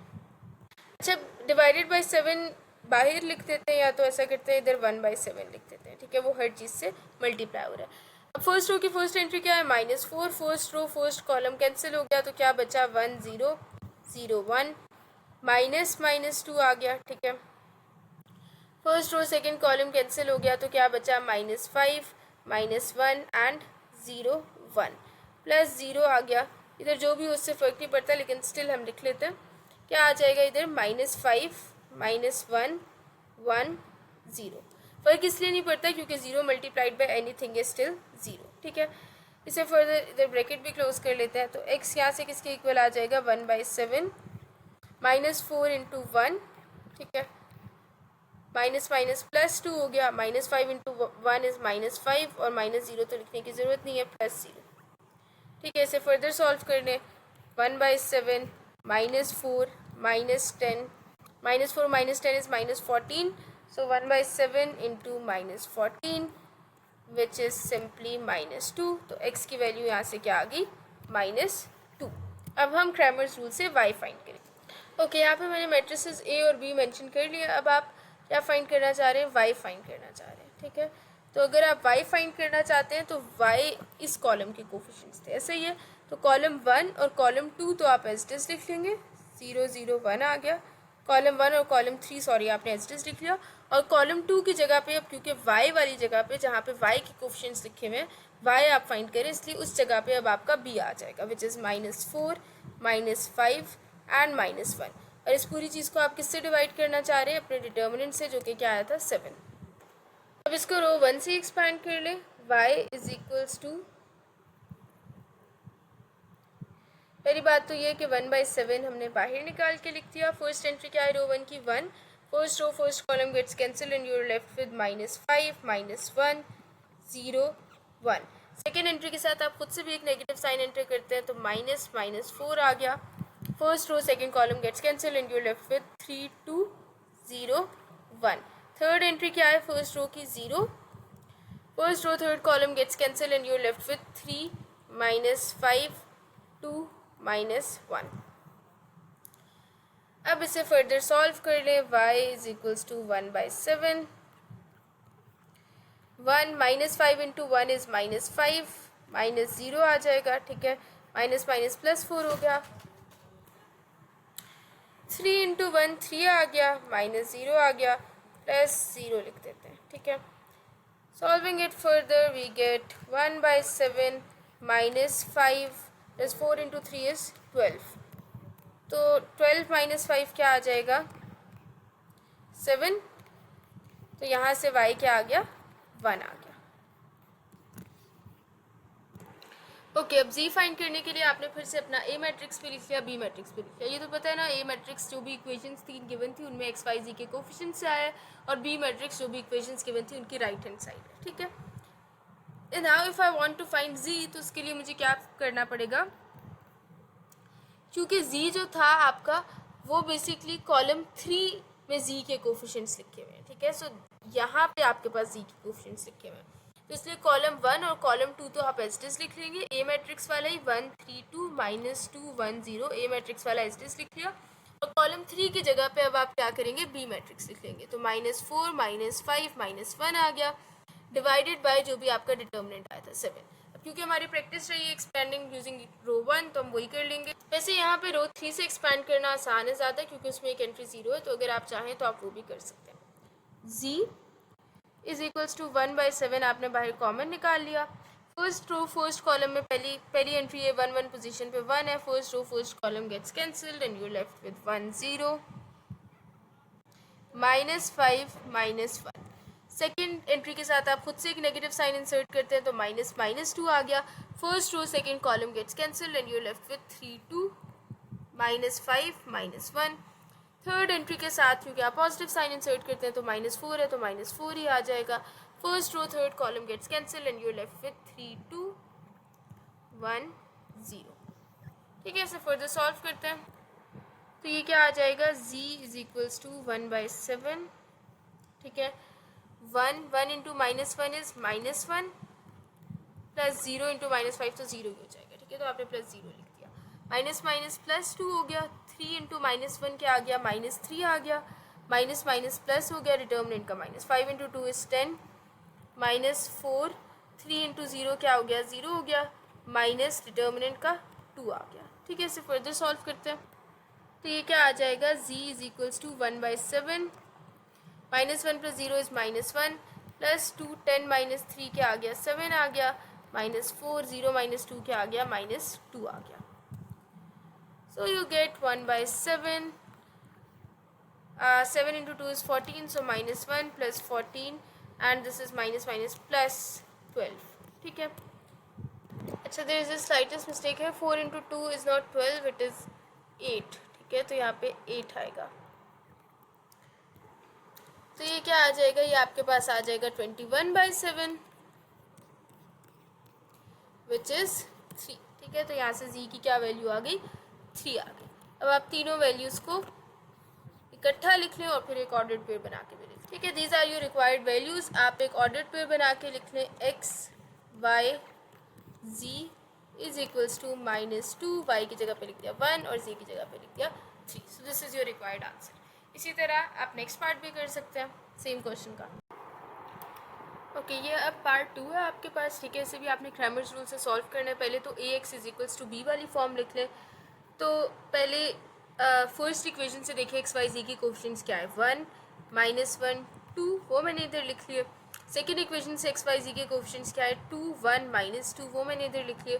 थर्ड इक्वेशन से आपके पास एक्स वाई जी के कोफिशिएंट्स क्या है, 3 1 1, वो मैंने इधर लिख लिए, ठीक है। फिर आपने क्या किया, जो A x is equals to B लिख रहे हैं ना, तो जो अननोन्स है एक्स मैट्रिक्स में वो आते हैं, तो एक्स वाई जी इधर लिख लिया, और इस तरफ आप क्या लिखते हैं, अपनी राइट हैंड साइड लिख लेते हैं, बी मैट्रिक्स बनाना होता है, ठीक है, which is right hand side of your 3 equation. So this is 10 -4 7. अब इसे सॉल्व करेंगे.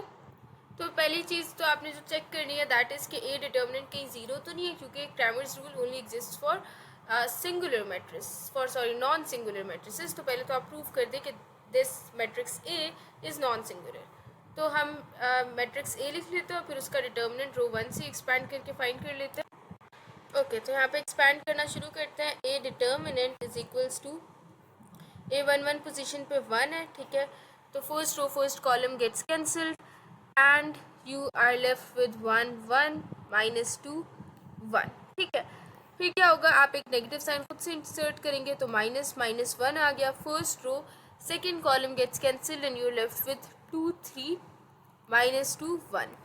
फिर थर्ड टर्म के साथ you insert a positive sign तो +2 आ गया एंड यू लेफ्ट विथ 2 3 1 1. अब इसे फर्दर सॉल्व करते हैं. तो ये आ जाएगा आपके पास A determinant is equals to 1 × 1 इज़ 1, माइनस एक डिटर्मिनेंट का था तो माइनस माइनस प्लस हो गया, +2 आ गया, minus minus +1, 2 × 1 is 2, minus minus +6, +2, 2 × 1 is 2, -3. ठीक है, आगे चलते हैं. तो ये क्या आ जाएगा, 1 × 3 +2 + 6 इज़ 8, +2 × 2 - 3 इज़ -1. सो 3 - 2 अगर हम पहले कर ले तो 1 आता है, 1 + 8 आ गया ये विच इज़ 9. तो ए डिटर्मिनेंट क्योंकि 9 आया है, 9 is not equal to 0, it is a non singular matrix, thus Cramer's rule is applicable. तो यहाँ पे आपने लिख दिया Cramer's rule applicable. By the way ये सारी डिस्कशन हम लोग नॉन होमोजीनियस इक्वेशंस के लिए कर रहे हैं, ठीक है. मैं सारी बातें आप इसलिए नहीं बता रही क्योंकि आई have already explained all of this in the previous lecture. लेकिन यहाँ पे डिस्कशन नॉन होमोजीनियस इक्वेशंस के लिए हो रही है, ठीक है. मतलब राइट हैंड साइड ऐसी इक्वेशंस के लिए डिस्कशन हो रही है जिनकी right hand side non zero है और जीरो नहीं है, ठीक है. ओके, अब आपने ये लिख लिया. अब आप 1 बाय 1 सारे अननोन्स फाइंड कर लें. तो पहले आप एक्स फाइंड कर ले लेट्स से, ठीक है. तो जब मैंने एक्स फाइंड करना है तो उस केस में आपने क्या करना है कि एक्स क्योंकि फर्स्ट कॉलम के कोफिशिएंट्स थे ना, एक्स इस वाले कॉलम के कोफिशिएंट्स थे एक्स, तो इस वाले कॉलम की जगह पे आपने मैट्रिक्स बी लिख लेना है दैट इज़ 10 - 4 7.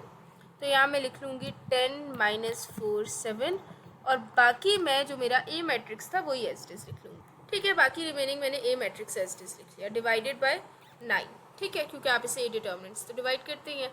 तो जो जिस कॉलम में एक्स के कोफिशिएंट्स थे उसकी जगह पे आपने अपना जो इज इक्वल टू के राइट हैंड साइड पे बी मैट्रिक्स होता है वो लिख लिया. अब इसे एक्सपैंड कर लेते हैं using row 1. x is equals to 1/9 बाहर निकाल लें, ठीक है. A11 पोजीशन पे क्या है 10, first row first column cancel हो गया और क्या आ गया 1 1 -2 1. खुद से आप एक नेगेटिव साइन इंसर्ट करते हैं तो माइनस -1 आ गया, ठीक है. First row second column cancel हो गया और क्या आ गया -4 7 -2 1, +2 आ गया. First row third column gets cancel and you left with -4 7 1 1. इसे फर्दर सॉल्व कर ले. 1/9 10, 1 × 1 इज़ 1, माइनस माइनस +2 आ गया, +1 हो गया. ये -4 × 1 इज़ -4, एक माइनस डिटर्मिनेंट क्या है तो माइनस माइनस +7 × 2 इज़ 14, +2 -4 × 1 इज़ -4 और ये आ गया -7. आगे चलते हैं. 1/9 10, दिस इज़ 3 +14 -4 इज़ 10 +2 7 + 4 इज़ 11 और -11, ठीक है. सो दिस इज़ 30 + 10 -22, तो ये आ जाता है 18, ठीक है. एंड दिस इज़ 2, तो यहाँ से x की वैल्यू क्या आ गई 2 आ गई. अब हम y की वैल्यू फाइंड करेंगे, ठीक है. मैंने वो ax = b वाली फॉर्म लिखती है जो हमने फर्स्ट स्टेप में लाई थी, ठीक है. अब अगली चीज़ आप क्या फाइंड करना चाह रहे हैं x के बाद y. तो y फाइंड करने में क्योंकि y जो है वो y के कोफिशिएंट्स इस सेकंड कॉलम में लिखे हुए हैं, ठीक है. These are the coefficients of y. तो आप फर्स्ट कॉलम और थर्ड कॉलम को तो पहले एज इट इज़ लिख लें, जो मैट्रिक्स एक है वही लिख लें. 2 -2 1. लेकिन जो सेकंड कॉलम है उसकी जगह पे क्या आ जाएंगी, अब मैट्रिक्स बी की एंट्रीज आ जाएंगी, क्योंकि second column represents the coefficients of y and you are finding y, तो सेकंड कॉलम की जगह पे आपने बी लिख लिया, 10 - 4 7। और ये सब चीज़ डिवाइड किससे होगी, जो आपका डिटर्मिनेंट आया था दैट वाज 9, ए डिटर्मिनेंट से, ठीक है। अब आप एक्सपैंडिंग यूजिंग रो 1 ही कर लें, तो इसे अब एक्सपैंड कर लेते हैं, 1/9 को तो बाहर निकाल लें, ठीक है। First row first column gets cancelled and you are left with -4 7 -2 1। Second term के साथ खुद से एक नेगेटिव साइन इंसर्ट कर दिया, first row second column gets cancelled and you are left with 2 3 -2 1। Third term के साथ पॉजिटिव साइन आप खुद से इंसर्ट करते हैं, first row third column gets cancelled and you are left with 2 3 -4 7। ठीक है, इसे फर्दर सॉल्व करते हैं, तो ये क्या आ जाएगा, y is equals to 1/9 -4 into 1 is -4, minus एक डिटर्मिनेंट का था तो माइनस माइनस प्लस 14 आ गया, ठीक है।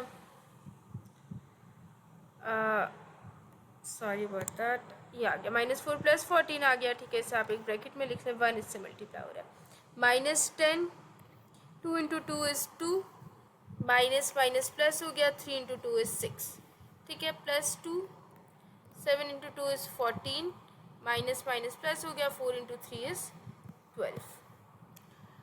आगे बढ़ते हैं, 1/9 बाहर as it is, 14 - 4 is 10, -10 6 + 2 is 8 + 2 and 14 + 12 is 26, so 2 into 26। तो ये सॉल्व करके आ जाएगा -18,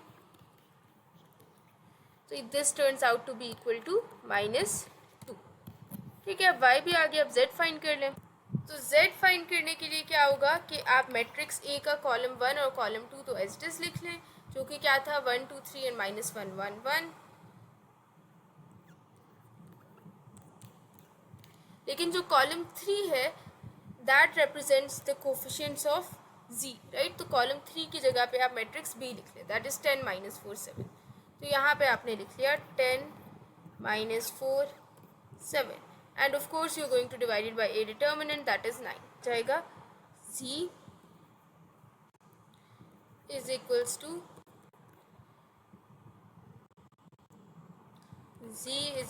to 1, first row first column gets cancelled, you're left with 1 1 -4 7। Second term के साथ आप खुद से एक नेगेटिव साइन इंसर्ट करते हैं, first row second column gets cancel, you left with 2 3 -4 7 plus 10, क्या आ गया, first row third column cancel हो गया, 2 3 1 1 आ गया, ठीक है। एंड अनदर थिंग, यहाँ पे 1/9 इस सारी चीज़ों से मल्टीप्लाई हो रहा था, ठीक है। अच्छा, इसे फर्दर सॉल्व कर लें, अब आप 1/9 1 7 माइनस माइनस +4 हो गया, ठीक है, +1 आ गया, 7 into 2 is 14, minus minus plus हो गया, 4 into 3 is 12, plus 10 2 into 1 is 2 -3, okay, ये आ गया 1/9, 7 + 4 इज़ 11, 14 + 12 इज़ 26, प्लस 10 2 -3 इज़ -1। तो सॉल्व कर लेते, this turns out to be equal to 27, तो आपने लिख दिया 1/9 इंटू 27। तो इधर से जो आपका z है, this implies z is equals to 3। अब x y z तीनों आ गए हैं, अब एक ऑर्डर पेयर बना के लिख, so let's form an order pair now. You can just write x y z is equals to x की जगह पे 2, y की जगह पे -2 एंड z की जगह पे 3। तो ये क्रैमर्स रूल का पूरा क्वेश्चन यहाँ पे सॉल्व हो गया।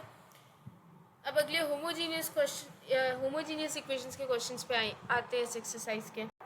ओके, अब ये इसी एक्सरसाइज का क्वेश्चन 4 है, जो कि है solve the following system of homogeneous equations.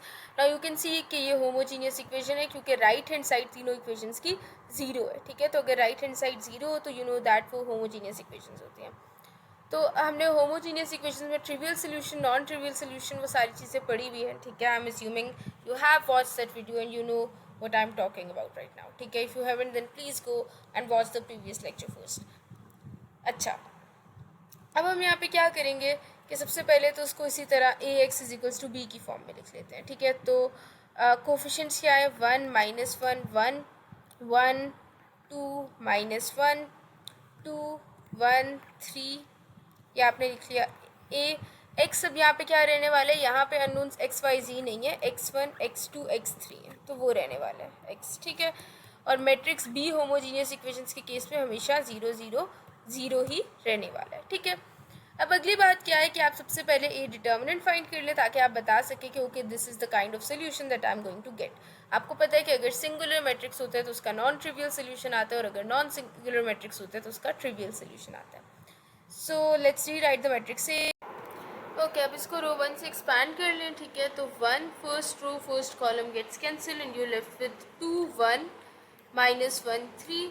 आप सेकेंड टर्म के साथ एक नेगेटिव साइन इंसर्ट करते हैं, तो माइनस माइनस 1 आ गया, first row second column gets cancel and you left with 1 2 -1 3 +1 आ गया, first row third column gets cancel and you left with 1 2 2 1। वही चीज़ें हैं, डिटर्मिनेंट, एडजॉइंट, इन्वर्स, जो हर जगह पे यूज़ हो रही है। 2 × 3 इज 6 माइनस माइनस +1 आ गया, +1 1 × 3 इज 3 माइनस माइनस +2 आ गया, +1 1 × 1 इज 1 -4 आ गया, ठीक है। सो 6 + 1 इज 7 +5 1 - 4 इज -3, सो ये आ गया 9, ठीक है। तो 9 is not equal to 2, sorry 9 is not equal to 0। इसका क्या मतलब है कि this is a non singular matrix. तो नॉन सिंगुलर मैट्रिक्स का कैसा सोल्यूशन एग्जिस्ट करता है, ट्रिवियल सोल्यूशन, राइट। तो अगर ये नॉन सिंगुलर मैट्रिक्स है तो इसका आपके पास ट्रिवियल सोल्यूशन एग्जिस्ट करना चाहिए। आप जब पूरा सोल्यूशन फाइंड कर ले तो ये बात प्रूव होनी चाहिए कि ट्रिवियल सोल्यूशन एग्जिस्ट कर रहा है, ठीक हो गया। ओके, यहाँ पे आपने अपना ए मैट्रिक्स लिख लिया और साथ में आप यहाँ पे क्या लिखते हैं, अपना बी मैट्रिक्स लिखते हैं, राइट। वो होमोजीनियस के केस में हमेशा 0 0 0 ही होता है, तो यहाँ पे आप 0 0 0 लिख लें। अब आपकी मर्ज़ी है, एचेलॉन फॉर्म बना लें क्योंकि वो ज़्यादा इजीली बन जाएगी, पहले बन जाएगी, ठीक है। तो एचेलॉन फॉर्म बना लो, उधर से 3 इक्वेशंस निकालो और एक्स वाई जी की वैल्यूज़ फाइंड करो, ट्रिवियल सोल्यूशन आना चाहिए, ठीक है। क्योंकि सॉल्व का मतलब तो यही है ना कि एक्स वाई जी की वैल्यूज़ फाइंड करनी है। सो अगर मैं एचेलॉन फॉर्म बना रही हूँ तो उसके लिए पहली कंडीशन क्या है कि I want to make this 1 0, तो रो 2 माइनस रो 1 कर लेते हैं। ऑपरेशन रो 2 पे परफॉर्म हो रहा है तो रो 1 और रो 3 को एज इट इज़। अच्छा, 1 - 1 किया तो 0 आ गया, इसको 0 बनाने के लिए आपने ऑपरेशन परफॉर्म किया था। रो 2 की सेकेंड एंट्री है 2 2 माइनस माइनस 1 इज़ 3, रो 2 की थर्ड एंट्री है -1 -1 -1 इज़ -2 एंड 0 - 0 इज़ सिंपली 0, ठीक है। फिर क्या करें, अब इस एंट्री को आपने 0 बनाना है, ठीक है। ये काम तो करना ही होता है ना, चाहे रिड्यूस्ड एचेलॉन फॉर्म बनानी हो चाहे एचेलॉन फॉर्म बनानी हो। तो row 3 minus rho 1, row 3 minus 2 times row 1 कर लेंगे, ऐसे ही है। तो रो 1 और रो 2 को एज इट इज़ लिख लेते हैं क्योंकि ऑपरेशन रो 3 पे परफॉर्म होने। ओके, रो 3 की फर्स्ट एंट्री है 2 2 माइनस 2 टाइम्स 1 इज़ 0, रो 3 की सेकेंड एंट्री क्या है 1 1 माइनस 2 इंटू रो 1 की सेकेंड एंट्री है -1, दिस इज़ 1 + 2 विच इज़ 3। रो 3 की थर्ड एंट्री क्या है आपके पास 3 -2 इंटू रो 1 की third entry is 1, so this is simply 1।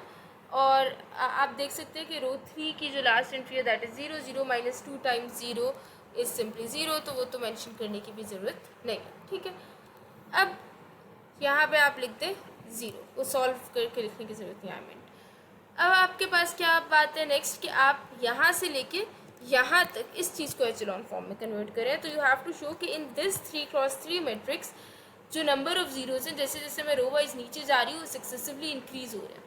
तो रो 1 में देर वॉज नो 0, रो 2 में देर इज़ 1 0, लेकिन रो 3 में देर इज़ ऑल्सो 1 0। तो रो 3 में आप 2 zeros बनाएंगे तो वो बात प्रूव होगी ना कि जैसे जैसे नीचे जा रहे नंबर ऑफ जीरोज इंक्रीज हो रहे हैं। तो रो 3 की इस एंट्री को 0 बनाने के लिए आप क्या ऑपरेशन परफॉर्म कर सकते हैं, रो 3 माइनस रो 2। और ये ऑपरेशन इसलिए वैलिड है क्योंकि इस ऑपरेशन से ये पिछला वाला जीरो डिस्टर्ब नहीं होगा, 0 - 0 इज स्टिल 0, तो ये ऑपरेशन वैलिड है।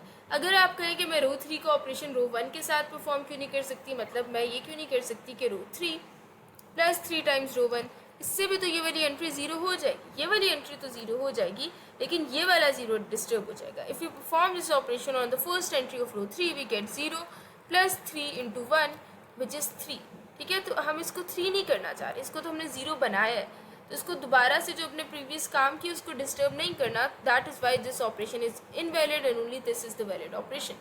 Now since the operation is being performed on row 3, first of all you should write row 1 and row 2 as it is. So let's do that first. Okay, row 3 की third entry is 0, 0 minus 0 is 0. तो ठीक operation है क्योंकि इससे first entry रो 3 की disturb नहीं हो रही. 3 माइनस 3 0 आ गया और इसको 0 बनाने के लिए ही आपने ये ऑपरेशन परफॉर्म किया था. रो 3 की थर्ड एंट्री अगर आप देखें तो वो क्या है 1. 1 माइनस रो 2 की थर्ड एंट्री क्या है -2. So this is 3. और 0 माइनस 0 करेंगे तो वो क्या ही आ जाएगा 0 आ जाएगा. अब ये एचेलॉन फॉर्म बन चुकी है क्योंकि number of zeros are successively increasing. And second जो आपकी कंडीशन थी वो भी फुलफिल हो रही है क्योंकि वो तो चेक ही नहीं कर सकते कि एक कंप्लीट अगर 0 रो है तो the rows preceding that row should be non zero. लेकिन यहाँ पे तो कोई कंप्लीट 0 रो ही नहीं है तो वो कंडीशन चेक करने की ज़रूरत नहीं है. You are in your echelon form. आप अपनी 3 इक्वेशंस लिख लें और आंसर निकालने की कोशिश करें एक्स वाई जी का. तो पहली इक्वेशन क्या बनेगी 1 is coefficient of x, so 1x minus y plus 1z और simply z is equals to 0. ये आ गई इक्वेशन 1. इसी तरह क्योंकि 0x है तो वो तो लिखने की ज़रूरत ही नहीं है. 3y minus 2z is equals to 0. ये आ गई इक्वेशन 2. 0x plus 0y लिखने की ज़रूरत नहीं है. 3z is equals to 0 आ गई इक्वेशन 3. इक्वेशन 3 से you can easily find the value of z which is 0. Put this value here in equation 2. You get 3y minus 2 into 0 is equals to 0. That is 3y is equals to 0. So y is equals to 0. और finally अगर आप x और y की value को first equation में put करें तो आपके पास x की वैल्यू आ जाएगी.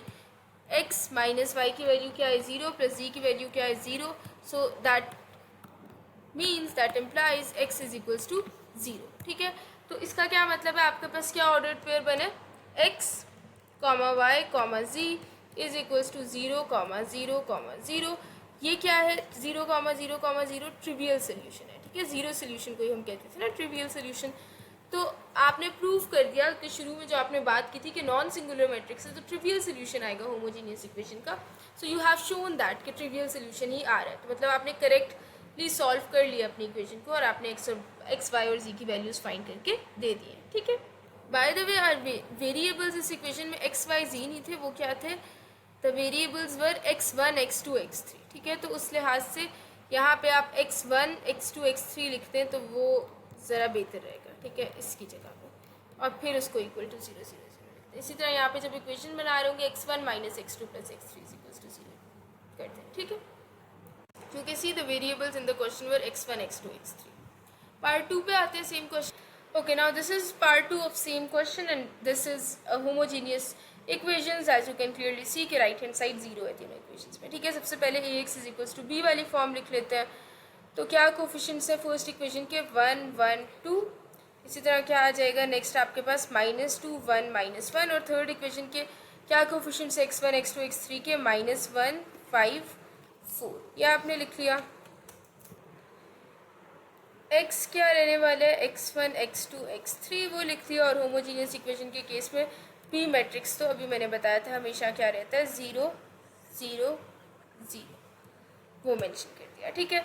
अब हम क्या करेंगे ए डिटर्मिनेंट फाइंड करेंगे और देखते हैं सिंगुलर मैट्रिक्स आते हैं कि नॉन सिंगुलर आते हैं ताकि पता चले ट्रिवियल सोल्यूशन आने वाला है कि नॉन ट्रिवियल. तो इसको रो 1 से एक्सपैंड कर लेते हैं. ठीक है. a1 पोजीशन पे 1 है first row first column gets cancel and you left with 1 5 -1 4 -1 आ गया first row second column gets cancelled and you left with -2 -1 4 +2 first row third column gets cancelled and you left with -2 1 -1 5.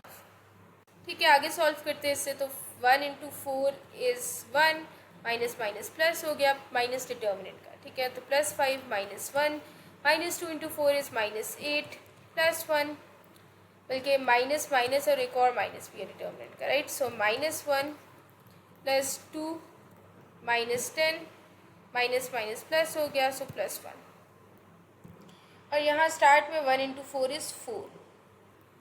आगे solve कर लेते हैं इसे. तो ये आ जाएगा 9 -1 × 8 + 1 इज़ -9 +2 -10 + 1 इज़ -9. ओके.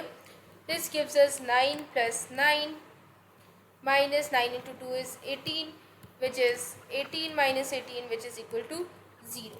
ठीक है, तो ए डिटर्मिनेंट 0 आ गया, which means that this is a singular matrix. तो अगर कोई सिंगुलर मैट्रिक्स होता है आपके पास तो उसका नॉन ट्रिवियल सोल्यूशन एग्जिस्ट करता है। ठीक है, so now you have to prove पूरा सॉल्व करके कि इसका कैसा सोल्यूशन एग्जिस्ट करने वाला है, non trivial solution.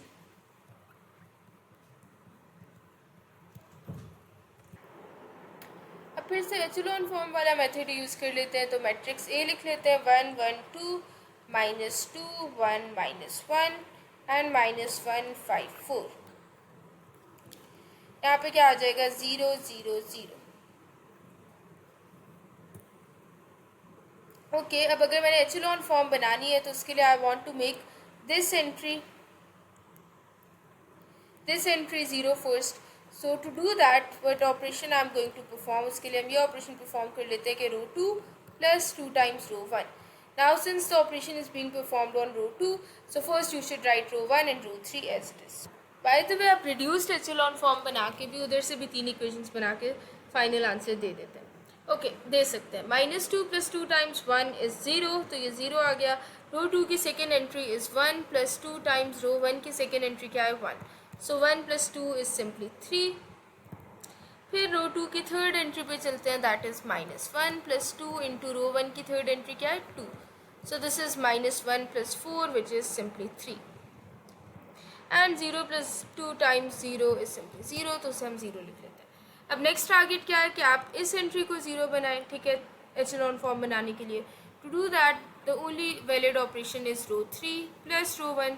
Now since you performing operation on row 3, so first you should write row 1 and row 2 as it is. तो -1 + 1 is 0, 5 + 1 is 6 and 4 + 2 is also 6 and 0 + 0 is 0। अब echelon form की condition क्या होती है कि आपने show करना होता है कि जैसे जैसे आप नीचे जा रहे हैं successively when as you go down the rows the number of zeros are increasing. तो in row 1 there is no zero, यहाँ से यहाँ तक हम देख रहे हैं रो को। ठीक है, in row 2 there is 1 0 and in row 3 there is also 1 0। तो आपने रो 3 में 2 ज़ीरोज़ बनाने हैं। ठीक है, ताकि आप एचेलॉन फॉर्म तक पहुँच सकें। सो to make 2 zeros in row 3, हम इस एंट्री को 0 बनाने चाह रहे हैं। इसको 0 बनाने के लिए रो 3 का ऑपरेशन आप रो 2 के साथ ही परफॉर्म करेंगे, रो 1 के साथ नहीं करेंगे, क्योंकि आप इस 0 को भी डिस्टर्ब नहीं करना चाह रहे। तो वो ऑपरेशन क्या होगा, अब रो 3 -2 × रो 2 कर देता है। ठीक है, इससे ये वाली एंट्री 0 बन जाएगी। You can also see 6 - 2 × 3 is 0। ठीक है, तो रो 1 और रो 2 को एज इट इज लिख लेते हैं। 0 - 2 × 0 is 0, 6 - 2 × 3 is 0, और इसको 0 बनाने के लिए ही आपने ये ऑपरेशन परफॉर्म किया था। लास्ट एंट्री पे आते हैं, that is third entry of row 3 is 6 - 2 × third entry of row 2 is 3, so 6 - 6 is again 0 and 0 - 0 is also 0. Okay, now using these three rows you will form 3 equations. तो पहली equation क्या बनने जा रही है, x + y, बल्कि this was x1 x2 x3 ना, the variables were x1 x2 x3 in the question, right? See, you can see here that the unknown variables were x1 x2 x3. So you can write x1 + x2 + 2x3 is equals to 0. This is your equation 1। इसी तरह आप दूसरी equation भी बना सकते हैं। ठीक है, वो क्या बन जाएगी, 3x2 + 3x3 is equals to 0। और थर्ड इक्वेशन में क्योंकि राइट हैंड साइड भी 0 है, लेफ्ट हैंड साइड भी 0 है, तो इस केस में जो आपकी इक्वेशन बनती है वो कुछ ऐसे करके बनती है कि you write x3 is equals to t। Right now putting this और substituting the value of x3 in equation 2, you get 3x2 + 3 × t is equals to 0. So this gives us 3x2 is equals to -3t, right? This 3 gets cancelled with this 3 and you're left with x2 is equals to -t. Now we substitute the value of x3 and x2 in equation 1. Equation 1 is x1 plus x2 plus 2x3 is equals to 0. So now x1 की value आप find करना चाह रहे हैं, x2 की value -t है, +2 × x3 की value is t. So 2t - t is simply t, so you get x1 + t is equals to 0 or x1 is equals to -t. Now you have the values of x1, x2 and x3. You can just write them in a form of ordered pair as well. You will write x1 comma x2 comma x3 is equals to x1 is minus t, x2 is minus t and x3 is t. Another thing, आपने जो ऊपर proof की थी बात कि आपका जो solution are था दैट वाज सिंगुलर, और आपका मतलब आपका जो मैट्रिक्स था वो सिंगुलर था, और आपने कहा था कि trivial solution sorry non trivial solution आएगा, नॉन जीरो सोल्यूशन आएगा. सो this is a non trivial solution, right. आपके पास जीरो सोल्यूशन नहीं आया, लास्ट पार्ट की तरह आपके पास कोई नॉन जीरो सोल्यूशन आया, ठीक है, और नॉन ट्रिवियल सोल्यूशन आया. तो आप यहाँ पे बात मेंशन कर देंगे कि this is a non trivial solution. Okay, now coming to question 5. इसने स्टेटमेंट में क्या कहा है? For what value of lambda the following system of homogeneous equations, they are homogeneous equations since the right hand side is zero, has non trivial solution. तो non trivial solution का आपके पास क्या मतलब होता है कि सिंगुलर मैट्रिक्स, ठीक है. तो जो ए मैट्रिक्स है वो सिंगुलर होगा, नॉन ट्रिवियल सोल्यूशन का तो यही मतलब होता है, ठीक है. सिंगुलर होगा मतलब उसका डिटर्मिनेंट जीरो होगा. So you simply write your matrix A and you prove कि उसका डिटर्मिनेंट क्या है, जीरो है, ठीक है. तो वहाँ से आपके पास नॉन ट्रिवियल सोल्यूशन वाला मसला हल होगा और लैम्डा की वैल्यू भी वहीं से आएगी. सिंस यू नो कि नॉन ट्रिवियल सोल्यूशन का मतलब यही होता है ना कि आपका सिंगुलर मैट्रिक्स है. सिंगुलर मैट्रिक्स है मतलब उसका डिटर्मिनेंट जीरो है. किसका डिटर्मिनेंट जीरो है? मैट्रिक्स ए का डिटर्मिनेंट जीरो है. तो हम यहाँ से मैट्रिक्स ए लिख लेते हैं. सबसे पहले तो मैट्रिक्स ए क्या बनने वाला है? 1. कोफिशिएंट्स लिखते हैं. तो इक्वेशन 1 की क्या कोफिशिएंट्स है? 1, 5, 3 अननोन्स के कोफिशिएंट्स 5, 1 माइनस लैम्डा, और क्या आ जाएगा आपके पास? 1, 2 lambda. Okay, now you are going to find its determinant and you are going to say that the determinant of this matrix 1, 5, 3, 5, 1 minus lambda and 1, 2 lambda is going to be equal to 0. अब इसे रो 1 से expand, तो ये क्या आ जाएगा? 1 first row first column gets cancel and you left with 1, 2 minus lambda. Lambda second term के साथ नेगेटिव साइन आप इंसर्ट करते हैं तो -5, और first row second column gets cancel and you left with 5, 1 minus lambda. Lambda plus 3 first row third column gets cancel and you left with 5, 1, 1, 2. इसको अब हम एक्सपैंड कर लेते हैं. तो 1, 1 into lambda is lambda, minus minus plus हो गया एक माइनस डिटर्मिनेंट का, ठीक है. तो ये आ गया 2 lambda minus 5, 5 lambda minus minus plus lambda plus 3, 5 into 2 is 10 minus 1. आगे सॉल्व करते हैं इससे, तो ये आ जाएगा 2 lambda plus lambda is 3 lambda, right.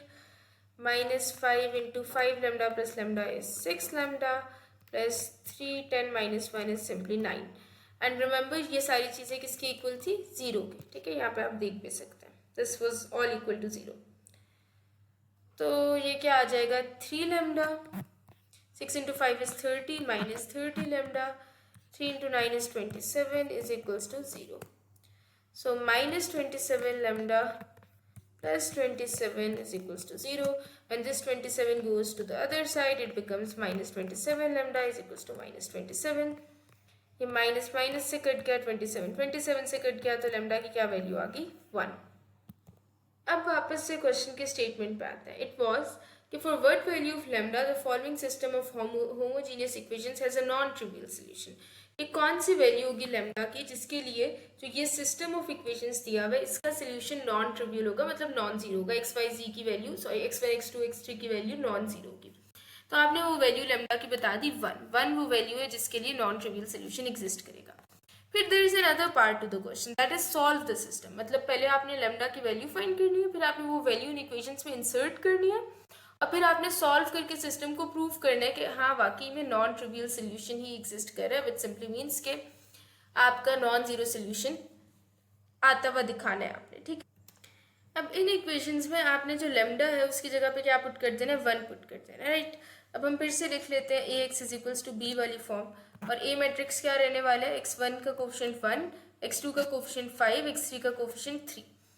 फिर x1 का कोफिशिएंट सेकेंड इक्वेशन में 5, x2 का कोफिशिएंट 1, लेकिन ये जो माइनस लैम्डा है, अब लैम्डा की वैल्यू यहाँ पे अगर हम 1 रिप्लेस कर रहे हैं, राइट, यहाँ पे अगर हमने 1 रिप्लेस किया हुआ है तो ये क्या आ जाएगा? -1 आ जाएगा, ठीक है. इसी तरह x1 का कोफिशिएंट 1, x2 का कोफिशिएंट 2 और x3 का कोफिशिएंट लैम्डा था, लेकिन since the value of lambda is 1 so you can just write 1 over here. This is your a, then you can write x1 x2 x3 in your x, और b तो homogeneous equations में हमेशा 0 0 0 ही रहता है. ठीक है, अब आपने क्या करना था, आपने प्रूव करना था कि जो इसका सोल्यूशन है वो क्या आने वाला है, वो आने वाला है नॉन ट्रिवियल. ठीक है, नॉन जीरो. 5 1 -1 1 2 1. आपने ए मैट्रिक्स लिख लिया, यहाँ आप अपना बी मैट्रिक्स लिख लेते हैं. अब मैं इसे अगर एक यू कैन से कि एचेलॉन फॉर्म में कन्वर्ट करना चाह रही हूँ, तो उसके लिए मैं क्या करूँगी, रो 2 -5 टाइम्स रो 1 कर लेंगे, क्योंकि ऑपरेशन रो 2 पे परफॉर्म हो रहा है, तो रो 1 और रो 3 को एज. ओके, रो 2 की first entry is 5 5 -5 times 1 is 0, और इसको 0 बनाने के लिए ही आपने ये ऑपरेशन परफॉर्म किया था. The second entry of row 2 is 1 -5 into row 1 की सेकेंड एंट्री क्या है, 5. So 1 -25 is -24. इसी तरह रो 2 की थर्ड एंट्री क्या है, -1 -5 इंटू रो 1 की थर्ड एंट्री क्या है, 3. सो -1 -15 इज -16. और रो 2 की लास्ट एंट्री क्या है, 0 -5 इंटू 0 इज ऑब्वियसली 0.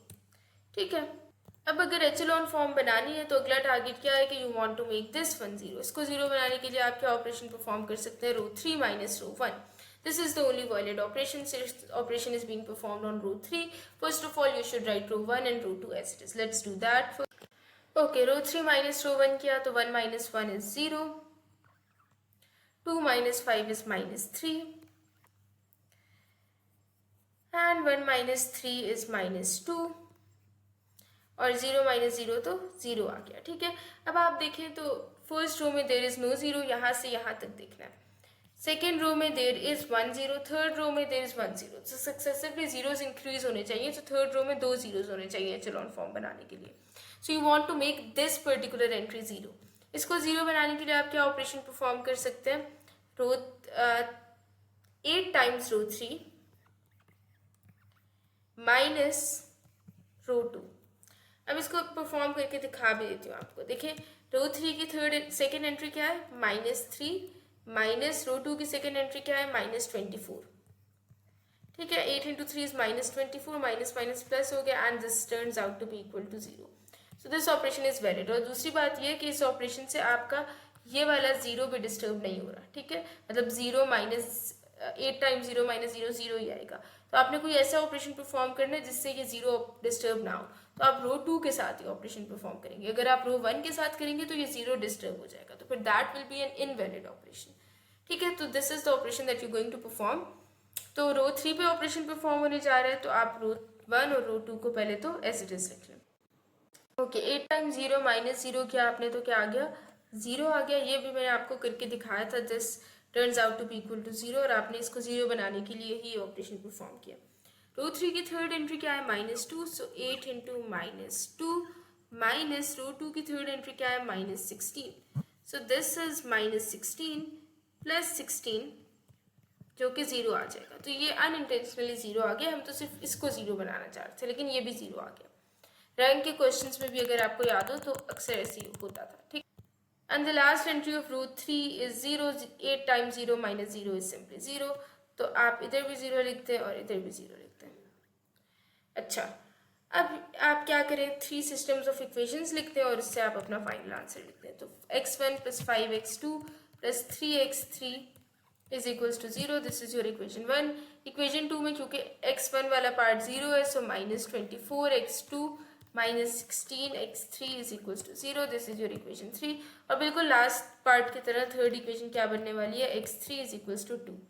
हम ये इक्वेशन x3 की वैल्यू ऊपर वाली सेकेंड इक्वेशन में पुट करेंगे, तो वहाँ से x2 की वैल्यू आएगी -24x2 -16t is equals to 0. This turns out to be equal to -24x2. ये -16t जब दूसरी साइड पे जाएगा तो + 16t. So this turns out to be equal to x2 is equals to -2/3t. अब हम x2 और x2 दोनों को इक्वेशन 1 में पुट करते हैं. So equation 1 was x1 + 5x2 + 3x3 is equals to 0.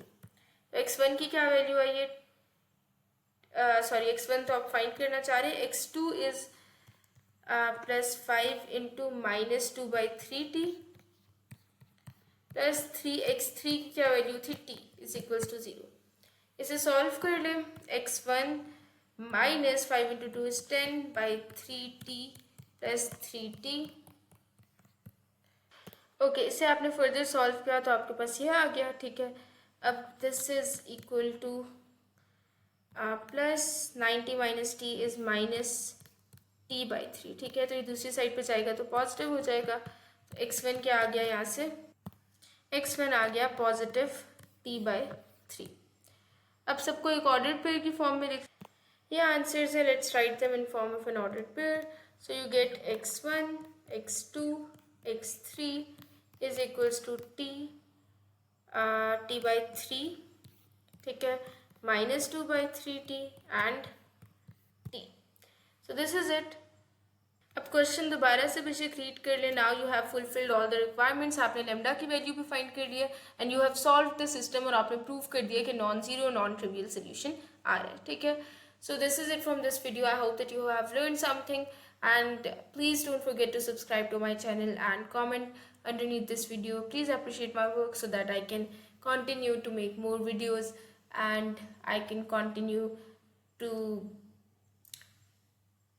help you in this journey of your learning. And don't forget to give this video a thumbs up, and I'll see you very soon again in another video, hopefully with review exercise of this chapter, since we have finally completed this chapter now. So this is it. Thank you.